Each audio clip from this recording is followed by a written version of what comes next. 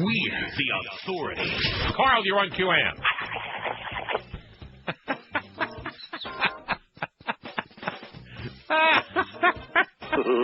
I like that guy. Our team at afternoons to the 4. Sports Radio 560 QAM. You fairy.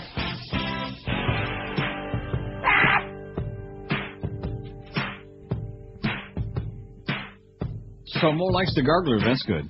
I'm glad he likes somebody. How are you? I'm doing great. I had a fine evening at Woodbine yesterday. Came out ahead fairly good amount. Wonderful. Yes. After starting out really bad. That's always good when you win after a bad start and you make a nice comeback and you go home about a little over $1,000 ahead. That's not bad. Yeah, I haven't gambled since Saturday. I wound up on a good machine, man. And the good news is 6 months. Slots in South Florida. How do you like that? Yeah. The bad news is the tax is going to be 50%. Well, you know something? That's their problem. Yeah. The pari-mutuels are still going to get their 5 to 10%. That's somewhere in that neighborhood. Well, that's the money that will go for purses and the breeding industry. Right. I'm good with that. Yeah. As long as the purse money is there. I got news for you. They got a license to steal. Anybody that's running these places, don't let them cry on your shoulder. Don't let them fool you. No. Oh, gee, 50%. I wouldn't mind taking 10% of whatever's going to go through there. What do you say? You want to split it? I think there's only one state in the country that's higher, and that's New York. Yeah. But, no, I'll split it with you. Yeah, 5% apiece sounds good. Kind of like to implement just a little frosting on the cake. How about this, Neil? I was looking, and I said this earlier about the Marlins. Their payroll, if you take away, they have one more guy to trade. Who's that? Falone, the relief pitcher. Dave Falone? Yeah. I thought he not the umpire. Meadows. No, not the umpire. I'm talking about the harness driver, Dave Falone. Oh. Dave Falone, the umpire, is gay. But anyway. Yes. Anyway, Falone, who earns $2 million, he's the next to go. And then they will have swept out everybody. Right. And they will have one salary to pay of $4 million, and that will be to Dontrell. And Cabrera gets $475,000, and everybody else on the roster gets $330,000. So the bookkeeping becomes very easy. They write the same check to everybody. Mm-hmm. $330,000. What's payroll going to be? About $8 million? 13. But you know what? In other words, from $66 million to 13. Well, that's not much of a cut. That 330. That's less than what our 2:00 guy makes. And the best part of it, I just pretend I didn't hear that. You're hopeless, man. You're incorrigible. You're like Peck's bad boy. Yes, that's me, Eddie Haskell. Here it is, just before Christmas, just before Chinooka, man. You're just trying so desperately to get a little P-Val action in there. And then Barry, I actually like some of what Barry wrote today, which is shocking. Although then, of course, he goes on his puff piece. I think we need to find out if Barry's on the payroll across the street. I think he's a total pimp. Tattaglia, just like Tattaglia. Yeah, I thought it was Tattaglia, but it's Jackson. Pimps for anybody who talks to him. Yeah. No, that's for damn sure. Well, that's both of them, Sarney and this guy. Whoever will speak to them. But, and speaking of your friend Tom Jicka, if you read his column... Who was speaking of him? You will vomit. Well, we're talking about newspaper guys who you hang out with at the track. If you read his column today about Fox News and Alan Combs, Tom's true right-wing colors come through shining loud and clear, man, about Fox isn't only conservatives, and Alan Combs is this and that. Get out of here, Tom. You're an idiot, man. You little Nazi, you. In fact, if you see him goose-stepping toward the railing there, just give him a little shove. Well, he is right-wing. He is a real right-wing little Nazi. He's probably still planning to vote for Bush again, even though he can't run again. Anyway, Barry says you Marlin people can't get your money back. You know where he got that from? You. Yesterday, I had a call about that. Well, at least he listens anyway. Yeah, thank you, Barry. And he, hey, Barry, listen, don't forget the sandwich today. Mommy says she put an extra peanut butter and jelly in there for you. The Marlins won't reverse an earlier decision to raise single-game ticket prices for next season. I mean, that is just absolutely unacceptable. It's outrageous. In other words, here we're going to put what amounts to a minor league team on the field, and if you already bought your tickets, this is chutzpah, man. They're talking about, they won't say how many tickets they sold, season tickets for next year, but Sampson claims the renewal rate has been high. Yeah, right. They sold nearly 10,000 for this past season. But their average attendance ranked 28th in the major leagues, ahead of only Tampa Bay and Kansas City. What does that tell you? Even though they had a good season and were like vying for the wild card right to the last. These are tickets that they sold last year. If you wanted to be on if you wanted to retain your seat for the playoffs, then you had to also buy season tickets for this year. Right.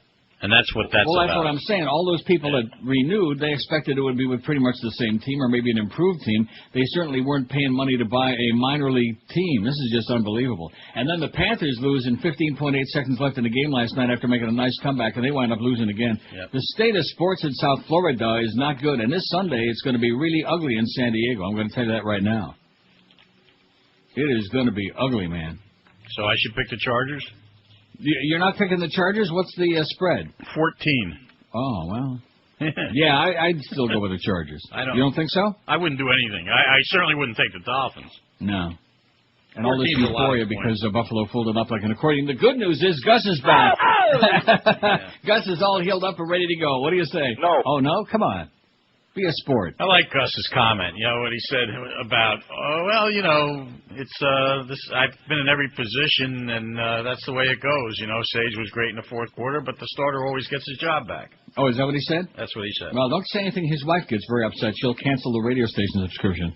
She already canceled the Sun Sentinel, so. Oh. Very uptight. That always amuses me, these people that are uptight because they get criticized on the air. It goes with the territory, honey. Your husband's, professional athlete, or at least close to it. Sun Sentinel had a nice editorial today. Who did? Sun Sentinel about, something. Nobody points out the truth about this whole baseball business. Do you really think they're going to San Antonio? That there's a chance in the world of that happening? Let me give you two answers, okay? Number one, I don't know, and number two, I could care less. How's that? Let me tell you something. Answer. San Antonio has a better chance of winning the Alamo back. They have a better chance of getting the Saints. No? No. Than the Marlins. I don't think that's going to happen either. Because, no, I said they have a better chance, and they're not going to get and they have no chance of that. Yeah. Where are the Saints going to wind up? Probably back in New Orleans. You think? They're going to play a couple of games there next year, from what they're saying. Boy, that thing is still. Did you see that thing still looks like? They say it'll be ready by the end of next season. Wow. Yeah, that's what they say. Man. So where are the Marlins going to go? They're not going anywhere? They got to do something. They're going to stay here. Stay here and play where? They'll have a stadium. It's going to happen. Get out of here. Wayne will save the day. You sure turned around on Wayne, man. No, he is. Hey, one thing you can't knock about him, he knows how to make money. He always makes money for his partners. Well, why is it the last decade or so everything he touches turns to a manure, huh? He used to have the Midas touch. Now it's turned around in reverse, and everything he touches turns to a big pile of smelly manure. Well, he's made some Although good deals. He conned Alan Cohen pretty good there with that Panther deal. Yeah, he got out of that at the right time. And he got the public to build him that arena there, which there was no justification for in the first place. Yep, it cost him nothing. Right. And Auto Nation did okay. And he's got this nice scam there at the stadium where he's got all the skybox revenue. And he got out of Blockbuster at the right time. Right. Whatever happened to Blockbuster Park, by the way? Remember that promise? Never Not that did we that. Would lie, but Blockbuster Park, we're going to have that big stadium, a domed stadium in the Olympics and all this other stuff. Just another shyster. That's all these people are. Just one shyster after another. Well, look at Trump. I mean, one of the reasons that Trump is still as rich as he is because he gets out of things at the right time. Is that it? Yep. How can you be in the casino business and lose money? Even Mo Green was a little bit nervous about that. You think I'm skimming off the top, Mike? Huh? Well, Atlantic City might be. Even in Atlantic City, it'd be hard to lose money. Yeah, how can you lose money in a casino business? I mean, like a license to steal. Do you know who I am? I'm Mo Green. I made my bones when you were going out with cheerleaders. There you go. Why don't you go get a massage, Mo? Hey, Mo, nice glasses. Uh-oh. Well, they used to be anyway. I like he puts the glasses on so we can see who it is that came in the door. It's just another example of how perfect that movie is. Every scene, every word of dialogue is just so carefully done. Just fabulous. Yep. And all of a sudden, you saw Mo. Oh, no. He don't wear no glasses anyways. Not that one. No. Come on, don't start picking on Mo. I didn't say anything. I was talking about Mo Green. Where's our follow-up on the big lunch that took place, supposedly? I finally was able to weasel out very little information. The lunch did take place. You know what they had? Sushi. No, lame duck. Oh, no. Oh, that's bad. You are brutal. No wonder he hates you like poison. I think that he and I have got like a love fest compared with your relationship, the two of you. We have and none. I think the two of you get along well compared with him and Geldy. Wow. We have taken that poll in the past, who hates the most, but I don't think anybody can touch him and Geldy, man. Every time I'd be in the station, Geldy, he'd be coming out of the bathroom and they'd stop me in the hall. Oh, I can't stand it another day. I can't handle that man. Just psychotic, hysterical. Well, Beast was up there too. And I noticed, by the way, Geldy's got all these spots. He's recorded spots on the station. Those of us who are on the air, we got like a minimum number of sponsors anymore, but Geldy's all over the place. That's just amazing to me. He's squeaking his way to the top. I would like to hear his call on that winning goal last night. I bet you we got it. We must have it. Oh, if he's still calling the other team's goals like he did in that Leafs game, well, that's... We have it. You want to hear it? You got it? Montador tries to clear and can't. Madano's behind the net, out in front, and they score. Here he Langton scores the goal. That's not acceptable. This is the winning goal. There's 15 seconds left in the game. You can't do that, Geldy.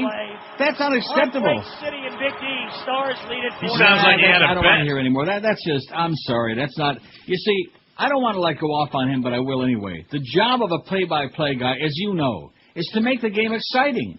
Is to give people a reason to want to come to the games, okay? I mean, if they leave him doing the games the rest of the season, by the last game of the season, there are going to be 6 people in the arena, and most of them will be on the team. Jesus, Geldy, that's not acceptable. Sounded like he had a bet. Huh? Sounded like he had a bet.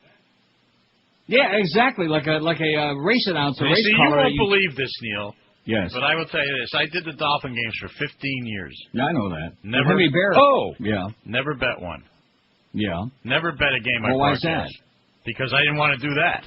Well, that's because you were hanging out with Pete Rose, who never bet on baseball and never bet on Cincinnati. No, Reds I didn't baseball. say I didn't bet. But I never bet on the Dolphins games. Yeah.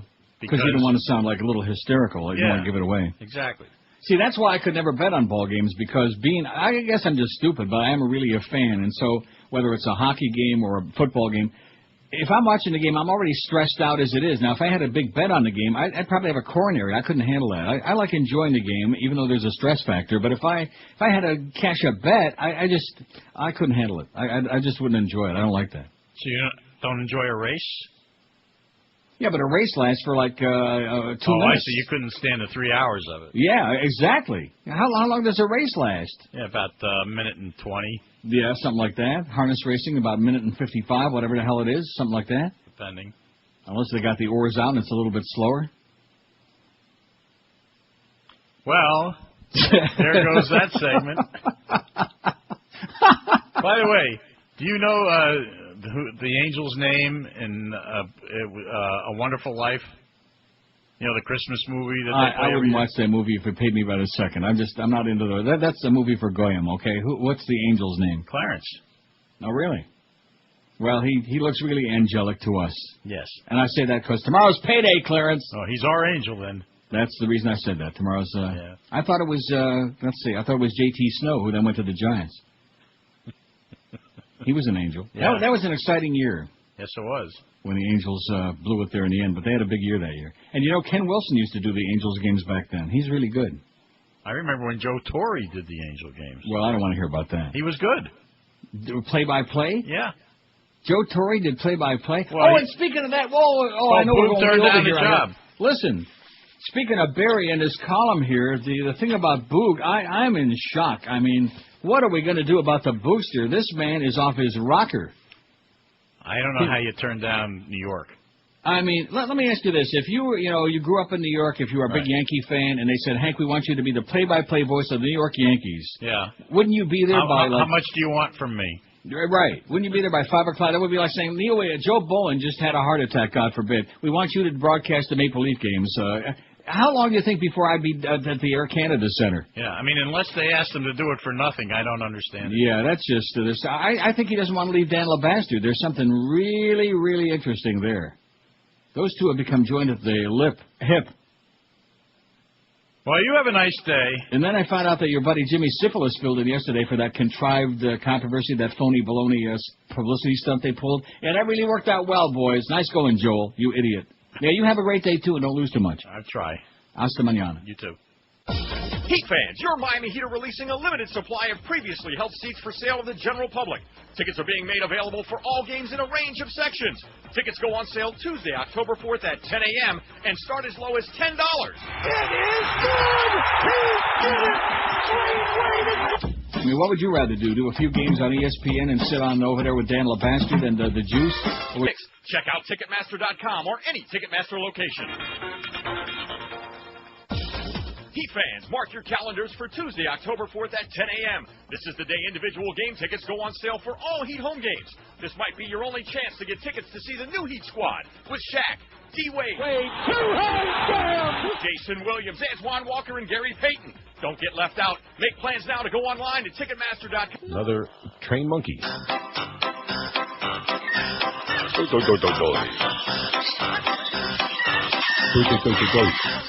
Oh, I'm a monkey, you're a monkey, she's a monkey, he's a monkey, we're all monkeys now. I'm a monkey, you're a monkey, she's a monkey, he's a monkey, we're all monkeys now. Swinging tree to tree, we scream and squawk and shout.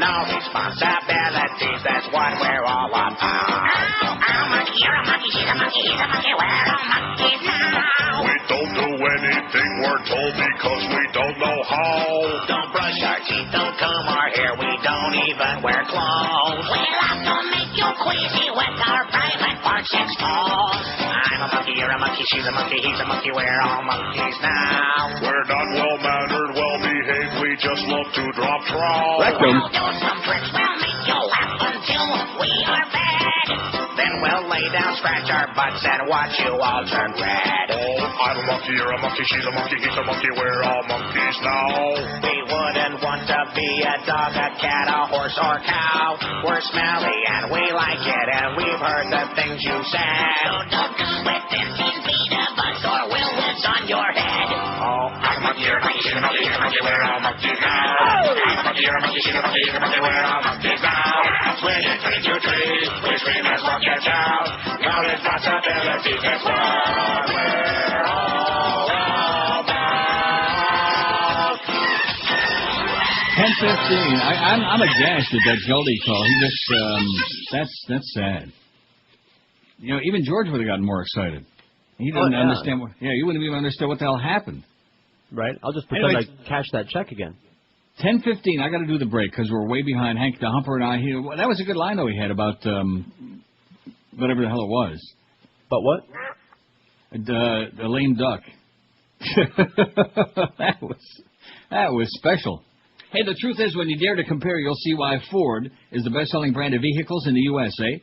In South Florida, the only Ford dealer to shop at is Armstrong Ford of Homestead. Now, the holidays are here. Maybe your car was damaged during a hurricane, or maybe you just want a great new ride for the holidays in a long time to come. Well, now's the time to get on down and see our good friend David Rich, and let David put your ass behind the wheel of a new Armstrong Ford.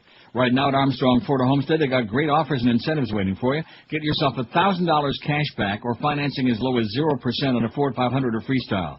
Get $5,000 cash back on Explorer or Expedition. How about $2,000 cash back on Escape and $2,500 cash back on Focus? Certain restrictions apply. When you buy a Ford from Armstrong Ford, you'll get their exclusive Tires and Batteries for Life program, too, on top of all of these things. That's right, Tires and Batteries for Life. David Rich and the staff at Armstrong Ford of Homestead will guarantee you the best price, and like I tell you every single day, because this is a locally owned and operated shop, they want to make you a customer for life, so they'll treat you great just like family. No bait and switch, no phony deals. You won't get a better price on a Ford anywhere, so call David Rich at 305-247-5112 and tell David you want the Neil deal. That's at Armstrong Ford of Homestead, and you'll find them at 30725 South Dixie Highway, 20 easy minutes. That's easy minutes south of 836. Check them on the web, ArmstrongCars.com, and then drive just a few miles extra to save yourself a lot of cash, thousands at Armstrong Ford of Homestead. This is Neil Rogers. This is 560 QAM.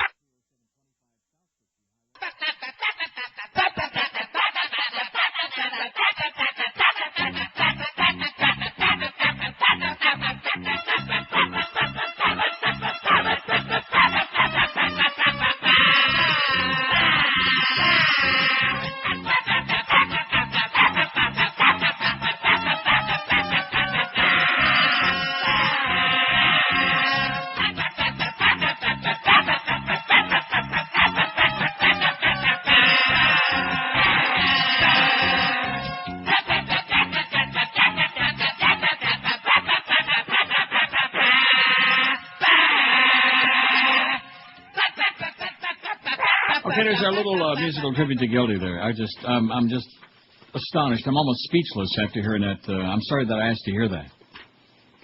Even Josh Cordes never heard anything that dull, and he works with Dave Van Boring. That was even 1,000 times worse than, and the Marlins win the World Series. Let's go to lunch. Anyway, for the poll today, before we get to the yesterday and all this other stuff, somebody says the JFK assassination, I assume is what they mean on here. The only problem with that is, I beg your pardon? That's what I assume they meant by that.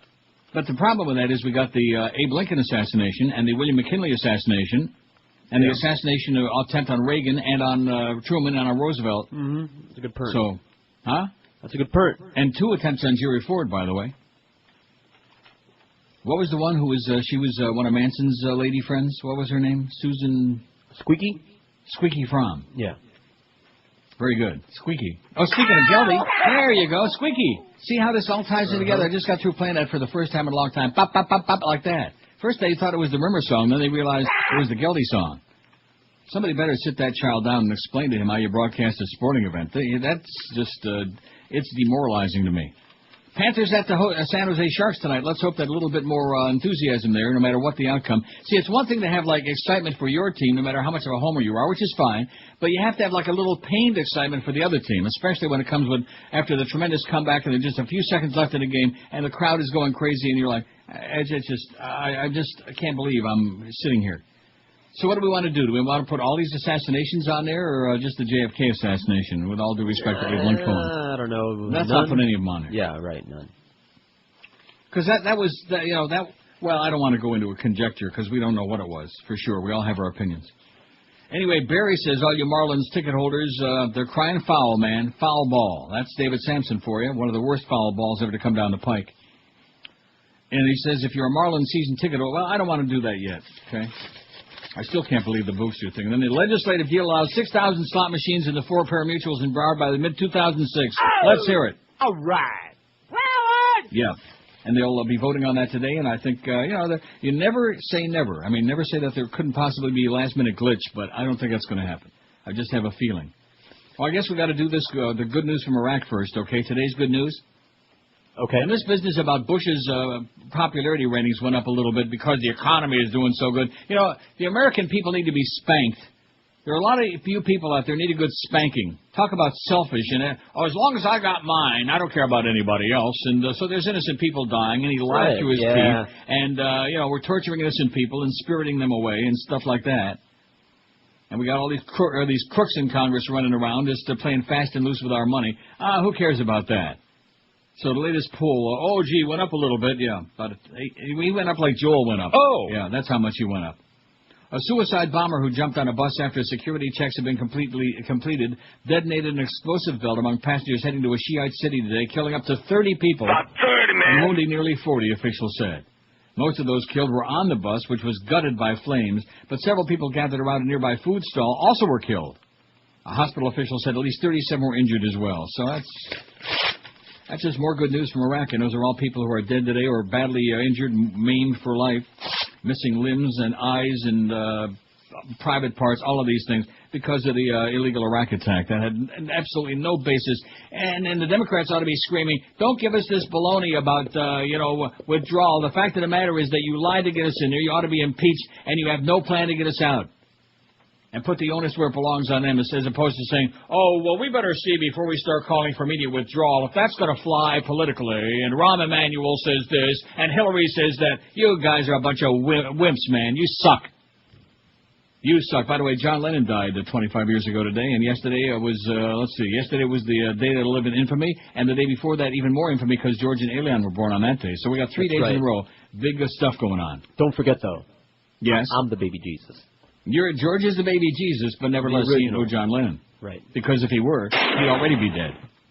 Although the baby Jesus is dead too, I guess, but he'll be coming back one of these days when you least expect it. Look out the window. There he is, knocking on the door. There he is. That's the baby Jesus out there. Or maybe it's the Virgin Mary over there on the side of the big bank building. Oh, speaking of that, if you didn't see South Park, watch it this weekend. Okay. How they're not going to get boycotted by all the Catholics in the world, I don't know. Oh, well, good for them. I sure absolutely love them. I shed a tear. I am above the law. Well, I got to be careful about which. Which ones that? Because I listened to them all the other day just to make sure that I don't. French people piss me off. Yeah, some of these are like... You go to hell and you die. No problem. How about the one with the good bleep? No, which one was that? No, they're all good. No, they're not. Don't give me that perfect. I heard that. Yeah. No, they're not all. What was the one with the good bleep? I think it was pretty sweet. Well, let's see. Dude, this is pretty up right here. Yeah, that's okay. You're right. The bleeps in there are pretty good. They're complete. There's not even. But I'm not pushing. I'm not pushing it. Okay. They were pushing it last night. I bet they were. Excuse me, but I do believe that sucked ass. I had something to do with ass last night. I bet it did. Well, anyway, I'll be sure and ask around and find out where it is. It'll be on my comedy over the weekend. Right. On the channel. I'll check with my guide. You'll shed a tear. Here's that schedule coming up. We got the Mo Meister at 2 this afternoon, the Mo Man who had his big sushi lunch with Greg last week, and maybe, just maybe, we'll find something up, but I doubt it, because everybody is tight-lipped and tight-butted in this place nowadays. All kinds of stories going around, bada-beep, bada-boop, like that bit we play, pop, pop, pop, pop, like that. A lot of lips moving, but not any verbiage. Mad Dog at Seminole Hard Rock today for 3 solid hours, a tough day for the man from Solon, Ohio. Len and Troy at 7 o'clock tonight. Lenny Martez. See, Troy always goes on the air, like you said, with Lenny to make himself sound much better. Panther preview at 10. Why so late? Because they're on the West Coast. Panthers at the San Jose Sharks in the Shark Tank at 10:30 tonight. Believe me, the way they're playing lately, they look like they're in the tank already. Eddie K, after the hockey game, he shoots, he scores. This is Neil Rogers. This is 560 QAM. Holy Mackinac! This is Joe Bowen, the voice of the Toronto Maple Leafs, and you're listening to the Hockey Authority, Neil Goss. It's the TV show that's sweeping the nation. This week on Hit Me Baby One More Time, Ike and Tina Turner. Damn, Anime. This is damn good cake. Why don't you try some of this cake, Anime? No, I'm good, baby. Come on, try some of this cake. No, try some of this dang cake. Come on, try some of this cake. Try some of this cake, Anime. You can't get away from me, Anime. You know you can't get away from me. I'm not trying, Anime. I don't know who you are. Take your ass back to Tennessee, wherever the hell you can. Stop! Oh, I want to play that all day long. See, I told you I was going to go back in the vault and find all kinds of really goodies between now and the end of the year. Good. Haven't heard that in a long, long time. In a possum's age. Here's a fax, again, a follow-up to yesterday. Chronic faxer, who's not even listening right now because he's in Jersey and has to listen on the archives after the show. O.J. and Sid came on the air and stated that for other radio stations that Neil Rogers to insinuate their feud was contrived for publicity was ludicrous. You know what that tells me? What? It was contrived for publicity. They stated that they're not that clever, something I believe you said yesterday. Yes, I did. They said they need to remember that they're just entertaining the audience, but that boys will be boys, they really wanted to fight. Boys will be boys. Give me a break, okay? Yeah, we're the real guys station. We're going to go out in our parking lot and duke it out, see? Then they joked about it a little bit and moved on. But you can see that this may have touched the nerve with an audience that's largely made up of former New Yorkers. The truth may be that there are listeners and callers that won't mind less Miami talk and more New York sports talk. But the problem with this factor is you're assuming that they really have what you call an audience. I think that a share doesn't indicate to me much of an audience. People you could jam into a phone booth and have room left over. By the way, it says it's my office network that blocks your website's live stream, so I miss out on Hank, but allows 790 to come in, and I'm in Jersey, so go figure. Glad I hear your show, even on delay via the archives, it says here. Which I think what they're trying to say is... I have no line. Right. Man, if they're busy listening to that swill online, no less in Jersey. Get a life. Get a life, baby. Uh-oh. Paper jam on this fax. Oh, no. Hit it. Jam it.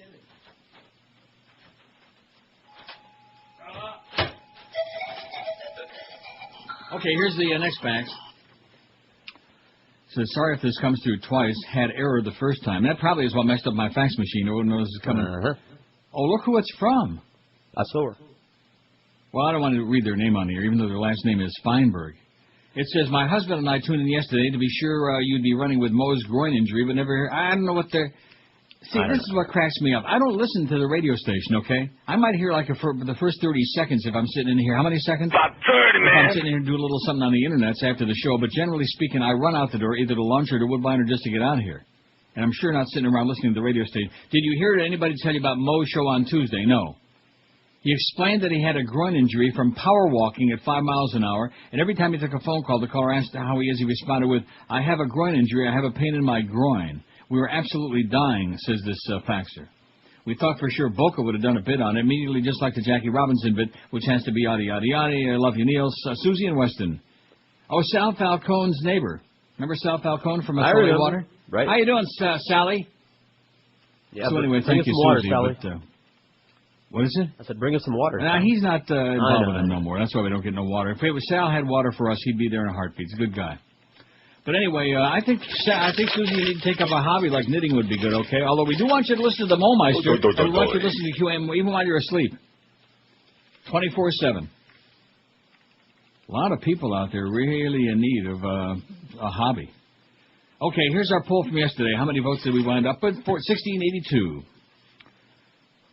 Other than Godfather and Godfather 2, what movie has the most sensational acting performances? Cuckoo's Nest wins hands down, led all the way from start to finish, just like Seattle Slew. 260 vote. Shawshank Redemption, 163. Glengarry Glen Ross, 135. Scarface, 106. Goodfellas, 100. Who had more zits, Ray Liotta or Manuel Noriega? Ooh, close. Let's see them together. Apocalypse Now, 90. To Kill a Mockingbird and Network each had 74. Dr. Strangelove, 67. That was Dick Stewart, played first base for the Pirates. That was his nickname for Bob Prince, Dr. Strangelove. By the way, Geldy, you ain't no Bob Prince, you ain't no Mike Lang, you ain't even no Jeff Rimmer, you ain't even know. It makes you long for Chris Moron. That's how bad he is. I want to vomit. Mystic River, 52. Saving Private Ryan, 47. Schindler's List, 46. Gone with the Wind and the Exorcist, 35. The Canine Mutiny, 32. Requiem for a Dream, 31. Young Frankenstein had... About 30, man. On the Waterfront, 29. 12 Angry Men, 28. 28 Angry Men didn't get any. Great Santini, 25. Monsters Balls, 24. Gangs of New York had 24. Magnolia, 22. Dog Day Afternoon, I'm dying over here. 20. Training Day, 18. Deliverance, 17. Chinatown, 16. Easy Rider, 15. Sunset Boulevard with Gloria Swanson, 11. Manchurian Candidate, 11, with Frank Sinatra, who was actually good in that movie. Great, 11. The African Queen, Johnny Mattress, had 9. Moulin Rouge had 9. Donnie Brasco, 7. Rear Window had 6. Once Upon a Time in the West, 5. Happiness, 5. Donnie Darko, 4. So there you go. Got it? You didn't see Donnie Darko, huh? Not yet, but I will. No. I'll send it to you. I'll turn it off before the end. Yeah, don't watch the ending. No, The ending is around. he dies. 5, 6, 7. Oh, I got a lot of stuff to do here yet today, boy. I got a lot. What? Nothing. See, now you don't have to waste your time Right, seeing exactly. it. Well, he knows he's going to die the whole movie, and then he does. And that's you're like, this is it. Uh-oh. Huh? What is that? What? And pull it back in 4 years when these provisions expire, if in fact they feel they're going too far. This must be the Patriot Act. Majority Leader Roy Blunt telling me that he believes this is a big victory for Republican leaders because this now gives them an opportunity to protect the American people. They were very concerned about these provisions expiring. Several measures of the Patriot Act were set to expire soon, but now we ought to expire because they've just been renewed again by your right-wing Congress. Excellent. So start goose-stepping right now and make sure you lock all the doors real tight. WQAM, hello. First call of the day. Hello. Hello, Neil. Wonderful. Like I said, and a short one, too. WQAM, hello. Neil. Yes, sir. Hey, it's so funny, this whole when are we going to get out of Iraq thing? And they don't have Yeah, no it's real plan funny. to All get those out. people that died yesterday thought it was pretty funny, too. All the people that got blown up. They keep talking about an exit strategy. There is no exit strategy. They're going to be there forever. That is correct. We're closing the bases in Saudi Arabia, which Osama wanted us to do. Correct? He wanted us out of there. Yeah. What's Bush? His little, by the way, his little boy? let me ask you this question. Where is he? No one cares. This No one government cares? doesn't care. This government does not care. He's probably living in Saudi And Arabia. where's Al Zarqawi and Al Goldstein, all these other Als? By the way, I finally decided that at my old age, I'm becoming Al Goldstein. I'm a fat Jew. Yeah. That's me. I am. I'm becoming Al Goldstein. Not quite as perverted, although I'm working on it. Well, you need a neck scar from a tracheotomy. Yeah, I'm going to put on my shmata, my burqa and my shmata around my head.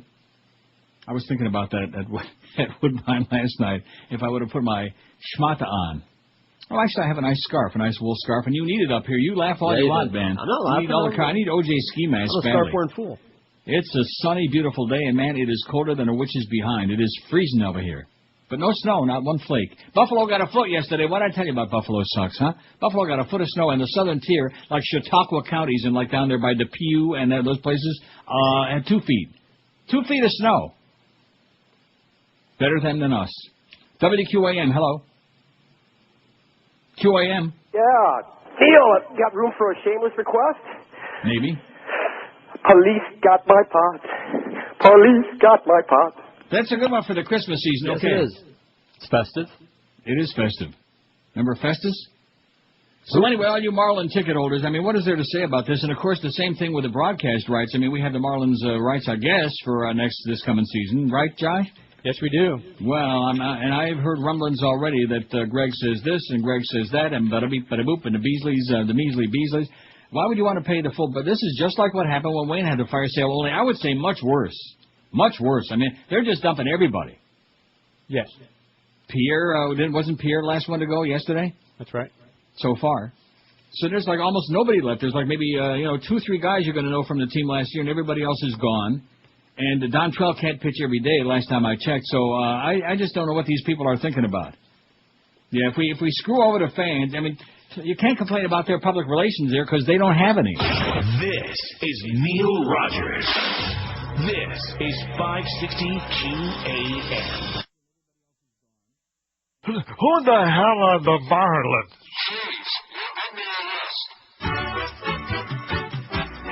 All right.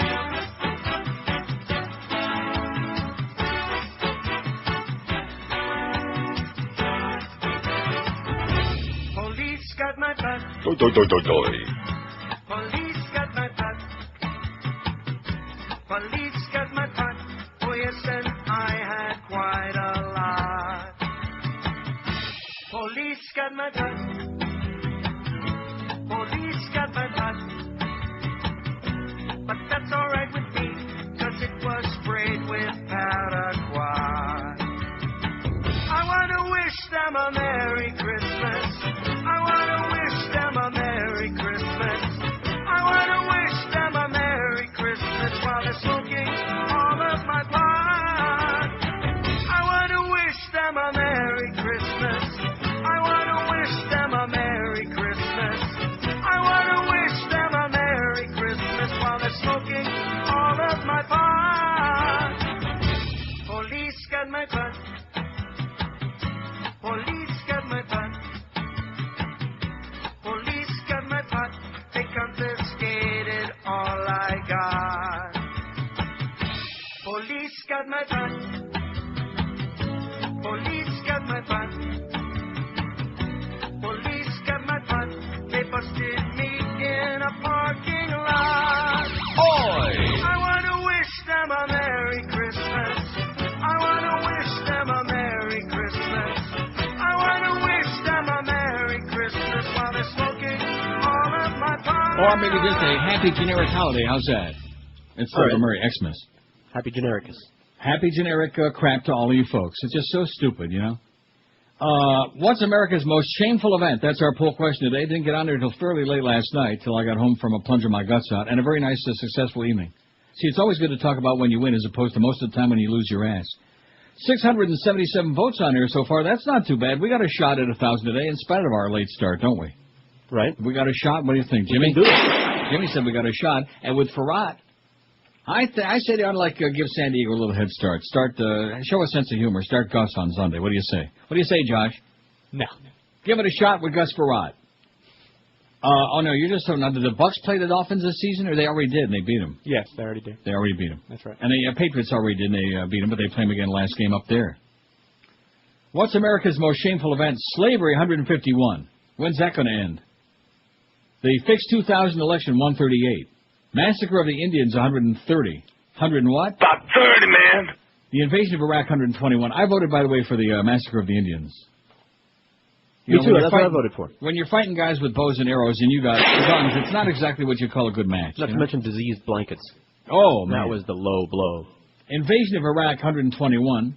The Clinton impeachment, 39. See the big drop-off from the big four there. Clinton impeachment, 39. Segregation, 33. Who did more? Oh, I'm sorry. A Civil War, 17. Vietnam War, 15. 58,000 young people came back in body bags, and it's like, oh, well, you guys suck. Bay of Pigs fiasco, 9. The McCarthy witch hunt, 6. Invasion of Haiti, 5. Watergate, 5. Iran-Contra, 5. Anybody remember that? Even Reagan forgot it. Salem witch trials, 2. Invasion of Grenada, 1. And the invasion of Panama, out of 686 votes, has got it. We don't got too many Panamanians listening out there today. And we got a lot of people out there who don't like the complexion of that whole thing anyway. Speaking of Noriega, boy, he had a nasty case. Him and James Woods and Wayne and Ray Liotta. It's a zit fest. So anyway, the Marlins will not give you your money back if you already got sucked into buying season tickets. They also won't reverse the raise of the single-game ticket prices for next year, which means the walk-up crowd's going to be invisible. And let's see. They got in the Barry Jackass column here, there are all these different people, season ticket holders. They talk about the failed class action suit against Wayne when he had his big fire sale after the '97 World Series, and the courts threw those out. And about certain fans like Richard Crowell wrote to the Marlins saying, yada, yada, yada, you're not giving me a product that exists anymore, and I'm going to get my credit card company to cancel the yada. The Marlins will allow season ticket holders to speak with Sampson and general manager Larry Beanstalk at a party at 6 p.m. Tuesday at Dolphin Stadium. A party, it'll be more like a wake. Party my ass. The event was scheduled 3 months ago. It's not in response to fans' backlash, Marlins spokesman P.J. Loyello said. Gordon said he wants to listen to what Sampson has to say before deciding whether to pursue legal action. Who's Gordon? He's one of these people quoted in here. So there you go. That takes care of that. The Marlins, again, like I said, no public relations, anything they can to piss off the public, trading away everybody on the team. Oh, but come on out and build us a stadium, by the way, while you're at it, or we're going to leave. See ya. And then this thing, let's see. But meanwhile, let's see. Barry also writes about the Vince Carter statue in the Daytona Beach, which nobody cares about. $7.90 the ticket has decided to reunite hosts Sid Rosenberg and O.J. McDuffie beginning today. They're on right now, and I'm sure you don't want to hear that. But go ahead if you like to, and you'll be right back. 2 days after Rosenberg walked out of their 10 a.m. to 1 p.m. show because of a disagreement with McDuffie about the program's content. You New Yorker, you Yorker. We want to hear more Dolphin love, more Dolphin love. McDuffie had wanted Rosenberg to spend more time talking about the Dolphins. Meanwhile, here's the important part. And this, I don't know what I'm more shocked by, Geldy's non-call on a winning goal in last night's game by Yuri Leitman for Dallas with 15.8 seconds left in a very exciting game, or this thing here about the booster. This man needs a lobotomy. Never give too much responsibility with somebody with orange hair, because they're always a little bit off. You know what I mean? Right. 7:90 afternoon host John Boog Shambi on Wednesday rejected an offer to become a radio announcer for the New York Mets. The radio announcer. The man, the main man. I love what I'm doing. It was a tough decision, said Shambi, who announces baseball and 10 college basketball games for ESPN. I mean, yeah, so he's on national TV, a few games here and a few games there, and he's, I mean, we like Boog a lot, but what is with that song? We like Boog-a-lot. We like Boog-a-lot. We like Boog-a-lot. We like Boog-a-lot. Sports show guy with the orange hair. Don't mind locker room underwear. Yeah, we like Boog-a-lot. Boog-a-lot, Boog-a-lot. Talks about jocks a lot. Talks about jocks quite a lot. Just a boring sport hole show. Talks about jocks like a big suck hole. Yeah, we like Boog-a-lot. Boog-a-lot, Boog-a-lot. He was big and round, but dropped way down. He's thinner now, much thinner now. Turning down a Mets fan, it's just, it's mind-blowing. Scandalous, if you ask me. WQAM, hello. Hey, Neil, can we hear I Found Religion in Rick Riley's bathroom? WQAM, hello. How you doing? Yes, sir. I want people. Yes. Terry and her too. Not even close. Next, they'll be starting with the Alienito stuff. How do you put Terry and her? Cube. He just wanted to say Cube. That's Cube. All, right? Who doesn't? Well. Cube. WQAM, hello. Hello? Yes, sir. Hello, Neil? Yes. Well, when are you going to tell George? I'm not. To go blow your brains out? Hey, George, go blow his brains out. See, that didn't take long. Bada bing. That's all. Do us all a favor. Do the human race a favor, please. And the subhuman race, too. WQAM, hello. Hello, Neil. Yes, sir. What about the Japanese internment camps? They're in Pretty World War II. embarrassing after WW2. Right. Japanese internment. Yes, thank you. Thank you. Japanese internment after WW2. You got it? Internment? Can you spell it? Not to be confused with interns like Monica, for example. We got the impeachment on there already. I thought peaches were like from Georgia. That's Jimmy Carter territory, not Bubba. He's right next door, though, from Arkansas. Wow.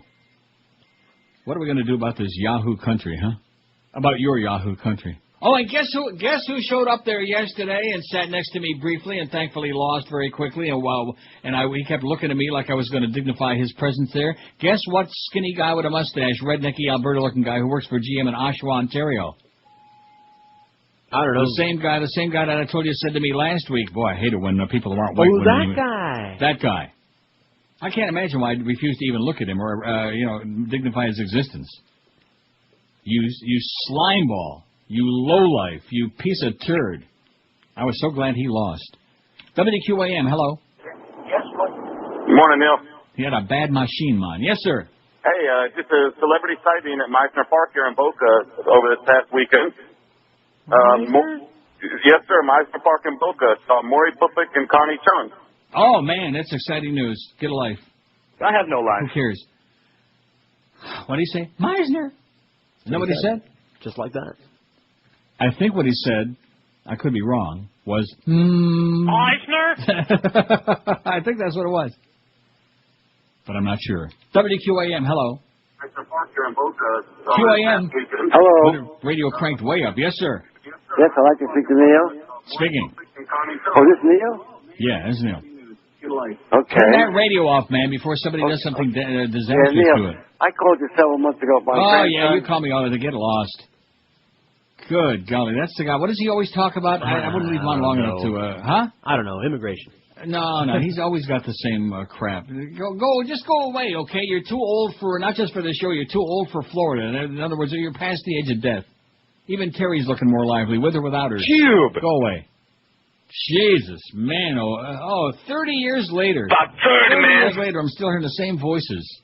Just like Lionel Tate. He was hearing voices, I'm hearing. Maybe these are the voices he's hearing. No wonder he's killing people. No wonder he's just stealing pizza. Right? Right. Maybe he's not the only one hearing voices. Maybe Maybe that's what starts people becoming pizza listening. thieves. Oh, good. I'm sure you are. Sure he is. Have a great day, Mo, and drive safely, please. WQAM, hello. Hey, Neil. Yes, sir. Good morning. Hey, and you haven't mentioned anything about the shooting on the airplane yet. I'll get to it if, give me a chance. I'll get to it. Now, what's your take? Jeb Bush is thrilled about his new law he passed. Open range shooting at the airport. Yeah, and that's a good reason to go to Fort Lauderdale Airport, I guess. Man, tell me about it. Okay, good luck. I'll get to it. We got the slot machine deal. We got the sky marshals and the fatal shooting because the guy, he may have said something or may have not have said something. Who knows? All I know, he ain't going to say nothing else, okay? Don't be diddling on the airplane, okay? I'm telling you that right now. Don't be acting... First of all, bipolar crazy people shouldn't be on a plane in the first place, okay? Transport them by a banana boat or something. They shouldn't be out of the house. That's right. Lock him away somewhere. Don't always give that excuse. Oh, well, he's bipolar. He doesn't have his medicine. Then what's he doing on a plane, for Christ's sakes, with a lot of other innocent people, innocent flystanders? Tired of the crazies. How is that an excuse? That's right. If somebody is crazy, that's part of that new law in Florida anyway. If somebody acts crazy, just shoot first, ask questions later. So this is one of the, although I do question why the pilot was talking to some of the passengers saying, oh, well, that's the sky marshal over there, and he's going to take care. Don't identify the sky marshal. Suppose there was a bunch of other terrorists on a plane, and this guy was one of like on the 9/11, and he says, oh, there's the sky marshal. Oh, well, let's get him first, and now we're going to get the rest of you. What a stupid thing. Jesus, God almighty. I think instead of the plane, I'm just going to flap my arms in the future. This is Neil Rogers. You parrot. This is 560 QA. See, we need that legal ID in there. That's the thing, folks. You're probably wondering, how come Josh played? We need the legal ID. Got it? Any questions? No. John Lennon was shot 25 years ago today. Are you emotional about it or what? And he's still dead. Lighting a candle. Just imagine if you were still here with us today. Imagine there's no Yoko. All right. And I'm still alive. Imagine Chapman missed me, but Yoko didn't survive. Imagine if the bullets all had gone her way. Yeah. Imagine Ringo sober. I wonder if you can. And when George turned Jewish. Oi! Then he circumcised the band. Don't cut! Don't cut! Imagine Paul and Linda eating juicy steaks. Well done. You may say that I'm a dreamer, but it's not bad being dead. You think Linda's eating vegetarian anymore or not? I'm up here with Liberace. Not? And boy, it's good in bed. Yay. 11:02 at 560 WQM. Happy Thursday to December 8th. Boy, it's getting real close to that festive season, man. It's whatever it is, the holiday season. Happy holidays from all your generic friends at the Generic QAM. Okay, what do we got on the poll? Then we'll get to the thing about the slots and the thing about the plane. And actually, the guy must have been psychic before because we got a story today about Terry and her. About Michael Schiavo. Did you see that? No. Well, see, you got something to learn already. Lay it on us. Well, we'll get to it. Just relax. No pressure, man. No pressure. I was just thinking of a really good poll we're going to take one of these days very soon. Yeah. Last person you'd expect to find sober. Oh, good. Isn't that a good poll? Sure. I didn't know Ringo was a drunk. Am I supposed to know that? I didn't know that. Well, that's what he said in the bit, isn't it, about finding Ringo sober? Now, maybe he was just, I don't know. Maybe he is a lush. I was thinking like Mike Disney would be a good one. Anyway, what's America's most shameful event? Slavery, 167. You cotton-picking idiots. What's wrong with you? Bring a bunch of people over here in crates and enslave them. See, this is the irony of the whole thing. People came here allegedly, if you read this fairy tale history of America, to escape religious persecution. They wanted to be free. They wanted free, man. They wanted everything to be free. And then they decided, well, we don't want to do all that menial work, so we'll bring a bunch of slaves over. See, that's the whole problem with this world is slave labor. That's what it's all about, so that your big companies can make the maximum profit, not to mention Walmart, but all the others as well. Slave labor. First, you brought the dark folks from Africa in crates, and then it was the, because of the geography makes it so easy for them beaners to come across the border there. Slave labor, because we got to maximize those profits. Isn't that what it's all about? That's it. Not treating people like human beings. Remember the human beings? Nobody but me? Yeah, want to hear some? No. Slavery, 167. The fixed 2000 election, 149. Al Gore should be the president right now. And we wouldn't be in Iraq. I'll guarantee you, there's the human beings. Nobody but me. No. Been made into like 50,000 commercials with that. I love that. Body but me. Massacre of the Indians, 142, is a very solid third. In fact, I would say it's rock solid. Invasion, and that's why they're selling those cancer sticks back to the white man. They're getting even now. Nice going, boys. Put a feather in their cap. The invasion of Iraq, 130. About 30, man. Clinton impeachment, only 45. You see those big four, you can't break through those top four. Those are the biggies. Clinton impeachment, 45. Segregation, 35. Civil War, 18. Vietnam War, only 16. Solamente 16. That's bad. Bay of Pigs fiasco, 11. The McCarthy witch hunts, 6.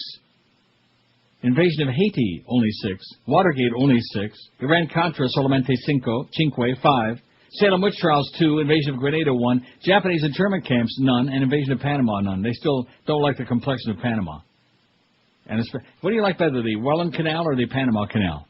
The Welland Canal is right near Niagara Falls. Is it? Little geography lesson for you there in Welland, Ontario. It's on the way. You go to St. Catharines, and there's Welland right before that, and there's Hamilton. At any rate, I've been everywhere, man. I'm going to start singing that song with Howard Dean. I've been everywhere. 751 votes will make that 1,000 easy today, baby. No sweat ski.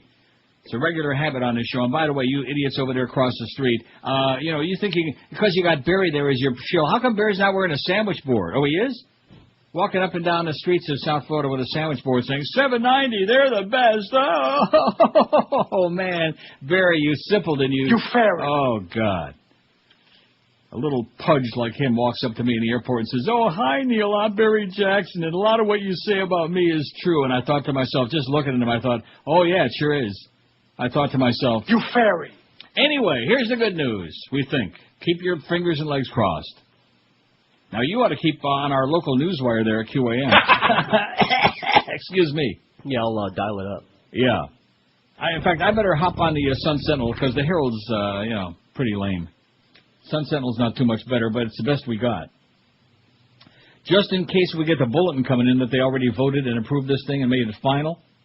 Or maybe we'll get a thing from Steve Wolf or Dick Feinberg at Pompano Park. I'll get a direct fax from those boys. My buddies over there. Hey, nice going, boys. It looks like you got this done, even though you did it very poorly in the beginning. And the reason that it went this long is because they didn't put all the necessary wording in the thing. Mm-hmm. Although, you notice how fast they dropped that Type 2 thing, and you want to know why? Because they knew that would have never stood up in court.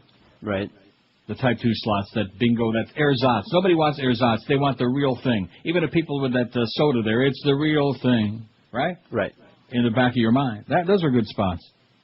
I got him here somewhere from Boca Brian. Let's see. No Sky Marshals. We still got the same thing here. No winner again. Lotto rolls over to $25 million. Well, I got to check my lotto here. I think it's going up to $15 million on Saturday. I only won $35 last night, so I'm still here. That was on the lotto. Did a little bit better at Woodbine, thank you. Speaking of Woodbine and slots, legislative leaders signed off on a slots agreement late Wednesday that would let each of Broward's 4 pari-mutuels install 1,500 Las Vegas-style machines, good machines, and guarantee they can be running in 6 months. That means by June. Doesn't that sound like 6 months to you? Okay. The compromise ended a contentious battle between the House and Senate that's been brewing since Florida voters last year gave the go-ahead for... Abu Ghraib. No, they're not putting them in, although they probably have some fun doing it for... and Dade counties to decide whether they want expanded gambling. Broward voters, of course, approved the idea in March overwhelmingly, but the overwhelmingly anti-gambling legislature was unable to agree on a regulatory scheme during its spring session. Fat-ass Governor Bush called the legislature into special session this week to address an overhaul of Medicaid and the slots issue. The agreement calls for a 50% tax rate, but there was no immediate reaction to how much money that would raise for Florida schools. A push to break the legislative stalemate over what kind of machines should be allowed and how they should be regulated came from your fat-ass governor, who expressed fears that the courts would write the rules for slots if the legislature didn't act. That's the only reason they went ahead and did it, because they know if they didn't do it right now, that the courts would say, okay, we'll write the rules. They're going to be a lot better for the pari-mutuels and for everybody else. At some point, the courts will take this over, and I think that's a good motivating factor, Fat-Ass Bush said earlier yesterday. We're duty-bound to implement this. If we don't, we'll be transferring that duty to the courts. Heavy duty. Under the agreement, the State Division of Pari-Mutuel Wagering would have 6 months to develop regulations. If nothing is done within that time period, emergency rules will be implemented, and the pari-mutuels allowed to install the machines. And hopefully they'll all be, your first child will be a masculine child, and all these machines will be good machines, man. The deal was worked out behind closed doors by the Republican leadership and staff, including House Speaker-designate Marco Rubio of Miami and Senate President Tom Lee of Brandon. Oh, what kind of people are in Brandon? The deal must still be I beg your pardon? Yahoo. Don't look at Josh when you say that. He's from Brandon. I lived there. You are from Brandon. He was reared in Brandon. From Brandon? Yeah. He was reared in Brandon? Well, yeah, I want to get into he's that. still sore about it. Don't tell Duff. The deal must still be approved by the House and the Senate. Each facility which would be allowed to operate their slot machine 16 hours a day. Well, let's see, 16 hours a day would be like, figure that out, help me, please. Like, say, 10 and 9 in the morning till 9 is 12 to 1 a.m. That's a little weak, but that's okay. 16 hours a day would be charged a $3 million licensing fee to pay for the cost of regulation. The compromise represents the midway point between the previous House and Senate positions on tax rates and the number of machines that will be allowed at Pompano Park, Gulfstream Park, Dania High Line, Hollywood Greyhound Track. Spokesman for the pari-mutuel is not immediately available, and they're supposed to be voting on this to finalize it today. And, of course, with like everything else in Florida, don't count your slot machines before they start taking wooden nickels. You know what I'm saying? Right. They got to vote the House and the Senate today. But it looks, I'd say about 30, man. About 90, man. About 90. Wouldn't you say that? Okay. 567, you people ought to be jumping for joy. Give you something to do. Go lose your ass, plunge your guts out. I'll give you some pointers, man. We'll find a good machine for you. We'll find some good machines, and you can go there. You can take Josh with you and convert him into a degenerate slot player. Only if I win will that happen. Well, I had a pretty nice night last night.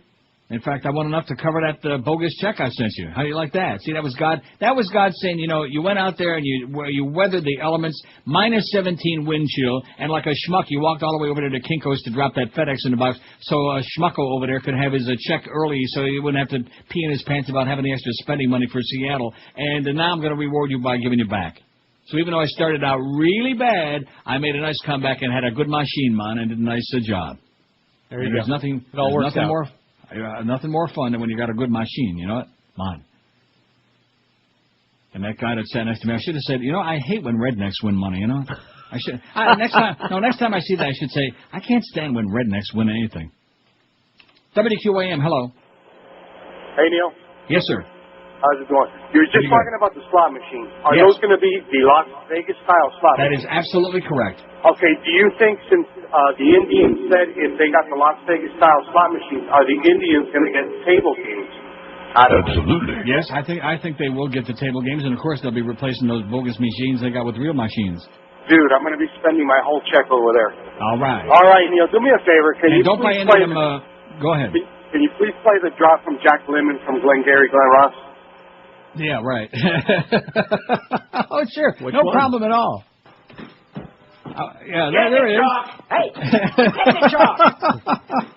Oh, here it is again. Get the chalk. That's it. That's enough of that. Maniac. Anyway, he likes that movie. That's good taste. The guy's going to be plunging his guts out. What? I said, hey, Williamson. In addition to which, why is he going to be plunging his guts out over the Indians when the pari-mutuels are like, that money's going to go to education? I guess he doesn't want to make sure that any of the money goes to something useful. But nevertheless, it's a free country, at least to a point. You can still gamble. You can still, like, smoke one of them faggots if you find, like, a real dark, closed room somewhere where nobody else can inhale the fumes. 12 minutes after 11, all you kids out there, don't be smoking no cancer sticks, okay? Don't be going through those Indian drive-thru places buying those cancer sticks with the worms in them, man. It'll kill you. That crap about what was the slogan? I'd walk a mile for a camel. That was their slogan. I'd walk a mile for a camel. Camel cigarettes. Which, to my way of thinking, I don't know, because I only smoked when I was in college a long time ago. And, of course, being the lady that I am, I smoke Newports. I see. Lady cigarette. But I would have recognized. Camels, I think, are the most, aren't they the worst? They're pretty harsh. Pretty strong. Right. Well, you smoke stronger stuff than that, but I'm talking about cigarettes. Things that come in a pack. Like rats. 11:13 at 560 WQM. We got slots coming, baby. Oh, are we making progress or what? Slowly but surely. Little by little. Take your little feet or your big fat feet over to Brandy's for a perfect fit of your favorite style of name brand shoe. They got them all for you. A humongous selection. Rockports, Echo, Florsheim, New Balance, SAS, Mephisto, all the top names in the shoe business. And the professional shoe fitters of Brandy's will make damn sure you've got a customized perfect fit of your favorite comfort shoe every time. Just ask for Arnie. He'll take good care of you. The pros at Brandy's understand fit and comfort. They even specialize in wide widths. So if you've got a big, fat, wide one, and a foot too, they'll take care of you. Brandy's is worth the trip from just about anywhere in South Florida. For comfort, style, fit, value, and selection, always think first of Brandy's shoes, and you'll find Brandy's at 1290 North Federal Highway in Pompano Beach. Open daily Monday through Saturday till 9, every Sunday till 5. And this week is a great time to buy Sperry's at Brandy's, because you can take 20% off all great men's and women's styles. That's over and above the already great low prices. So it's a good time to get your ass into the store or do your shoe shopping on their prestigious website at brandysshoes.com. This is Neil Rogers. This is 560 QAM.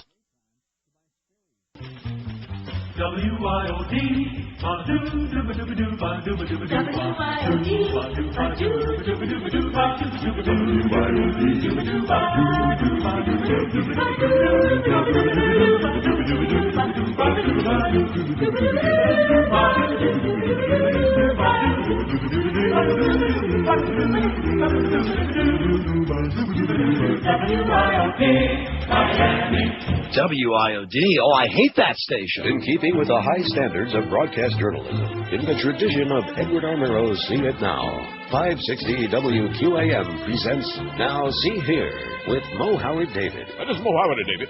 Now see here. Got a new gig here. And if I so choose to stay, I will change the face of whatever that is to. Now see here. Who did more for radio? Neil Rogers or Hoy Bosco Anderson? Huh? Hello again. Here's my best to you. Are your skies all gray? I say, Hoy Bosco Anderson. That's who. For one thing, he was the mayor of morning radio. And that pipe smoker, he ain't no mayor. Why, Hoy Bosco Anderson sang nice songs. Hello again. Oh, he had a beautiful Are your skies all gray? Neil Rogers don't sing those songs about nothing other than me.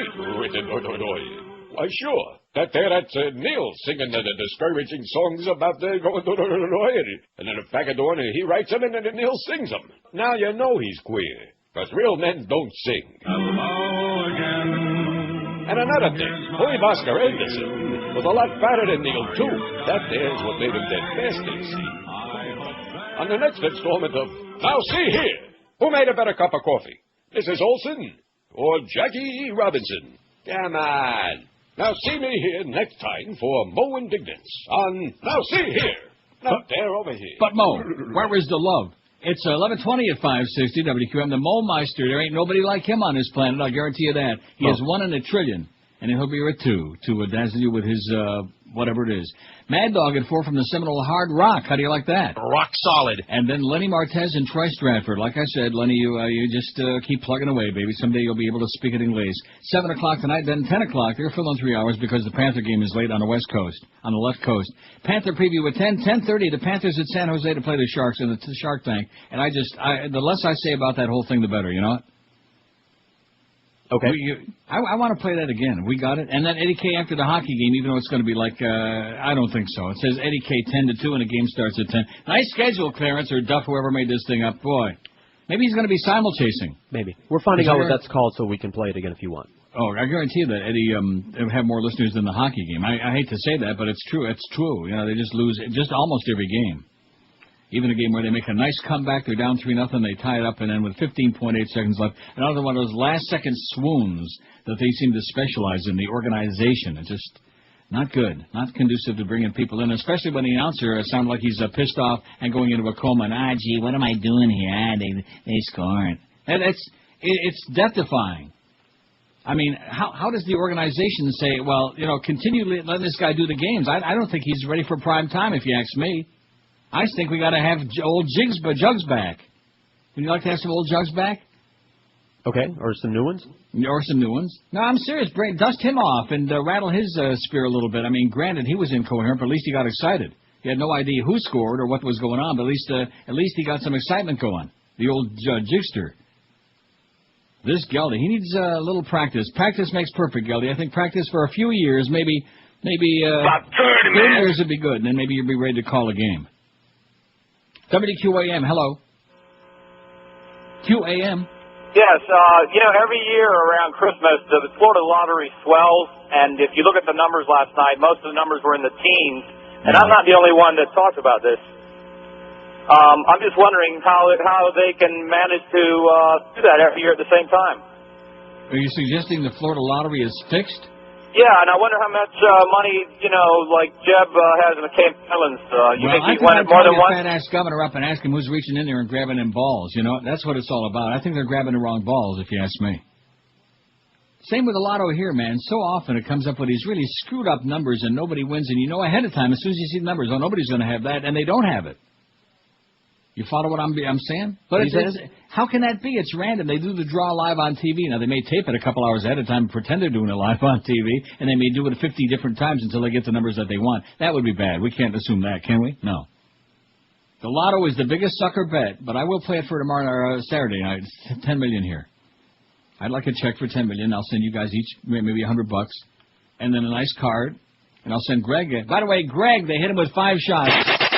And he's still alive. That's the bulletin. We want everybody to know Greg is still alive. Haven't heard too much from him lately, but he's still around.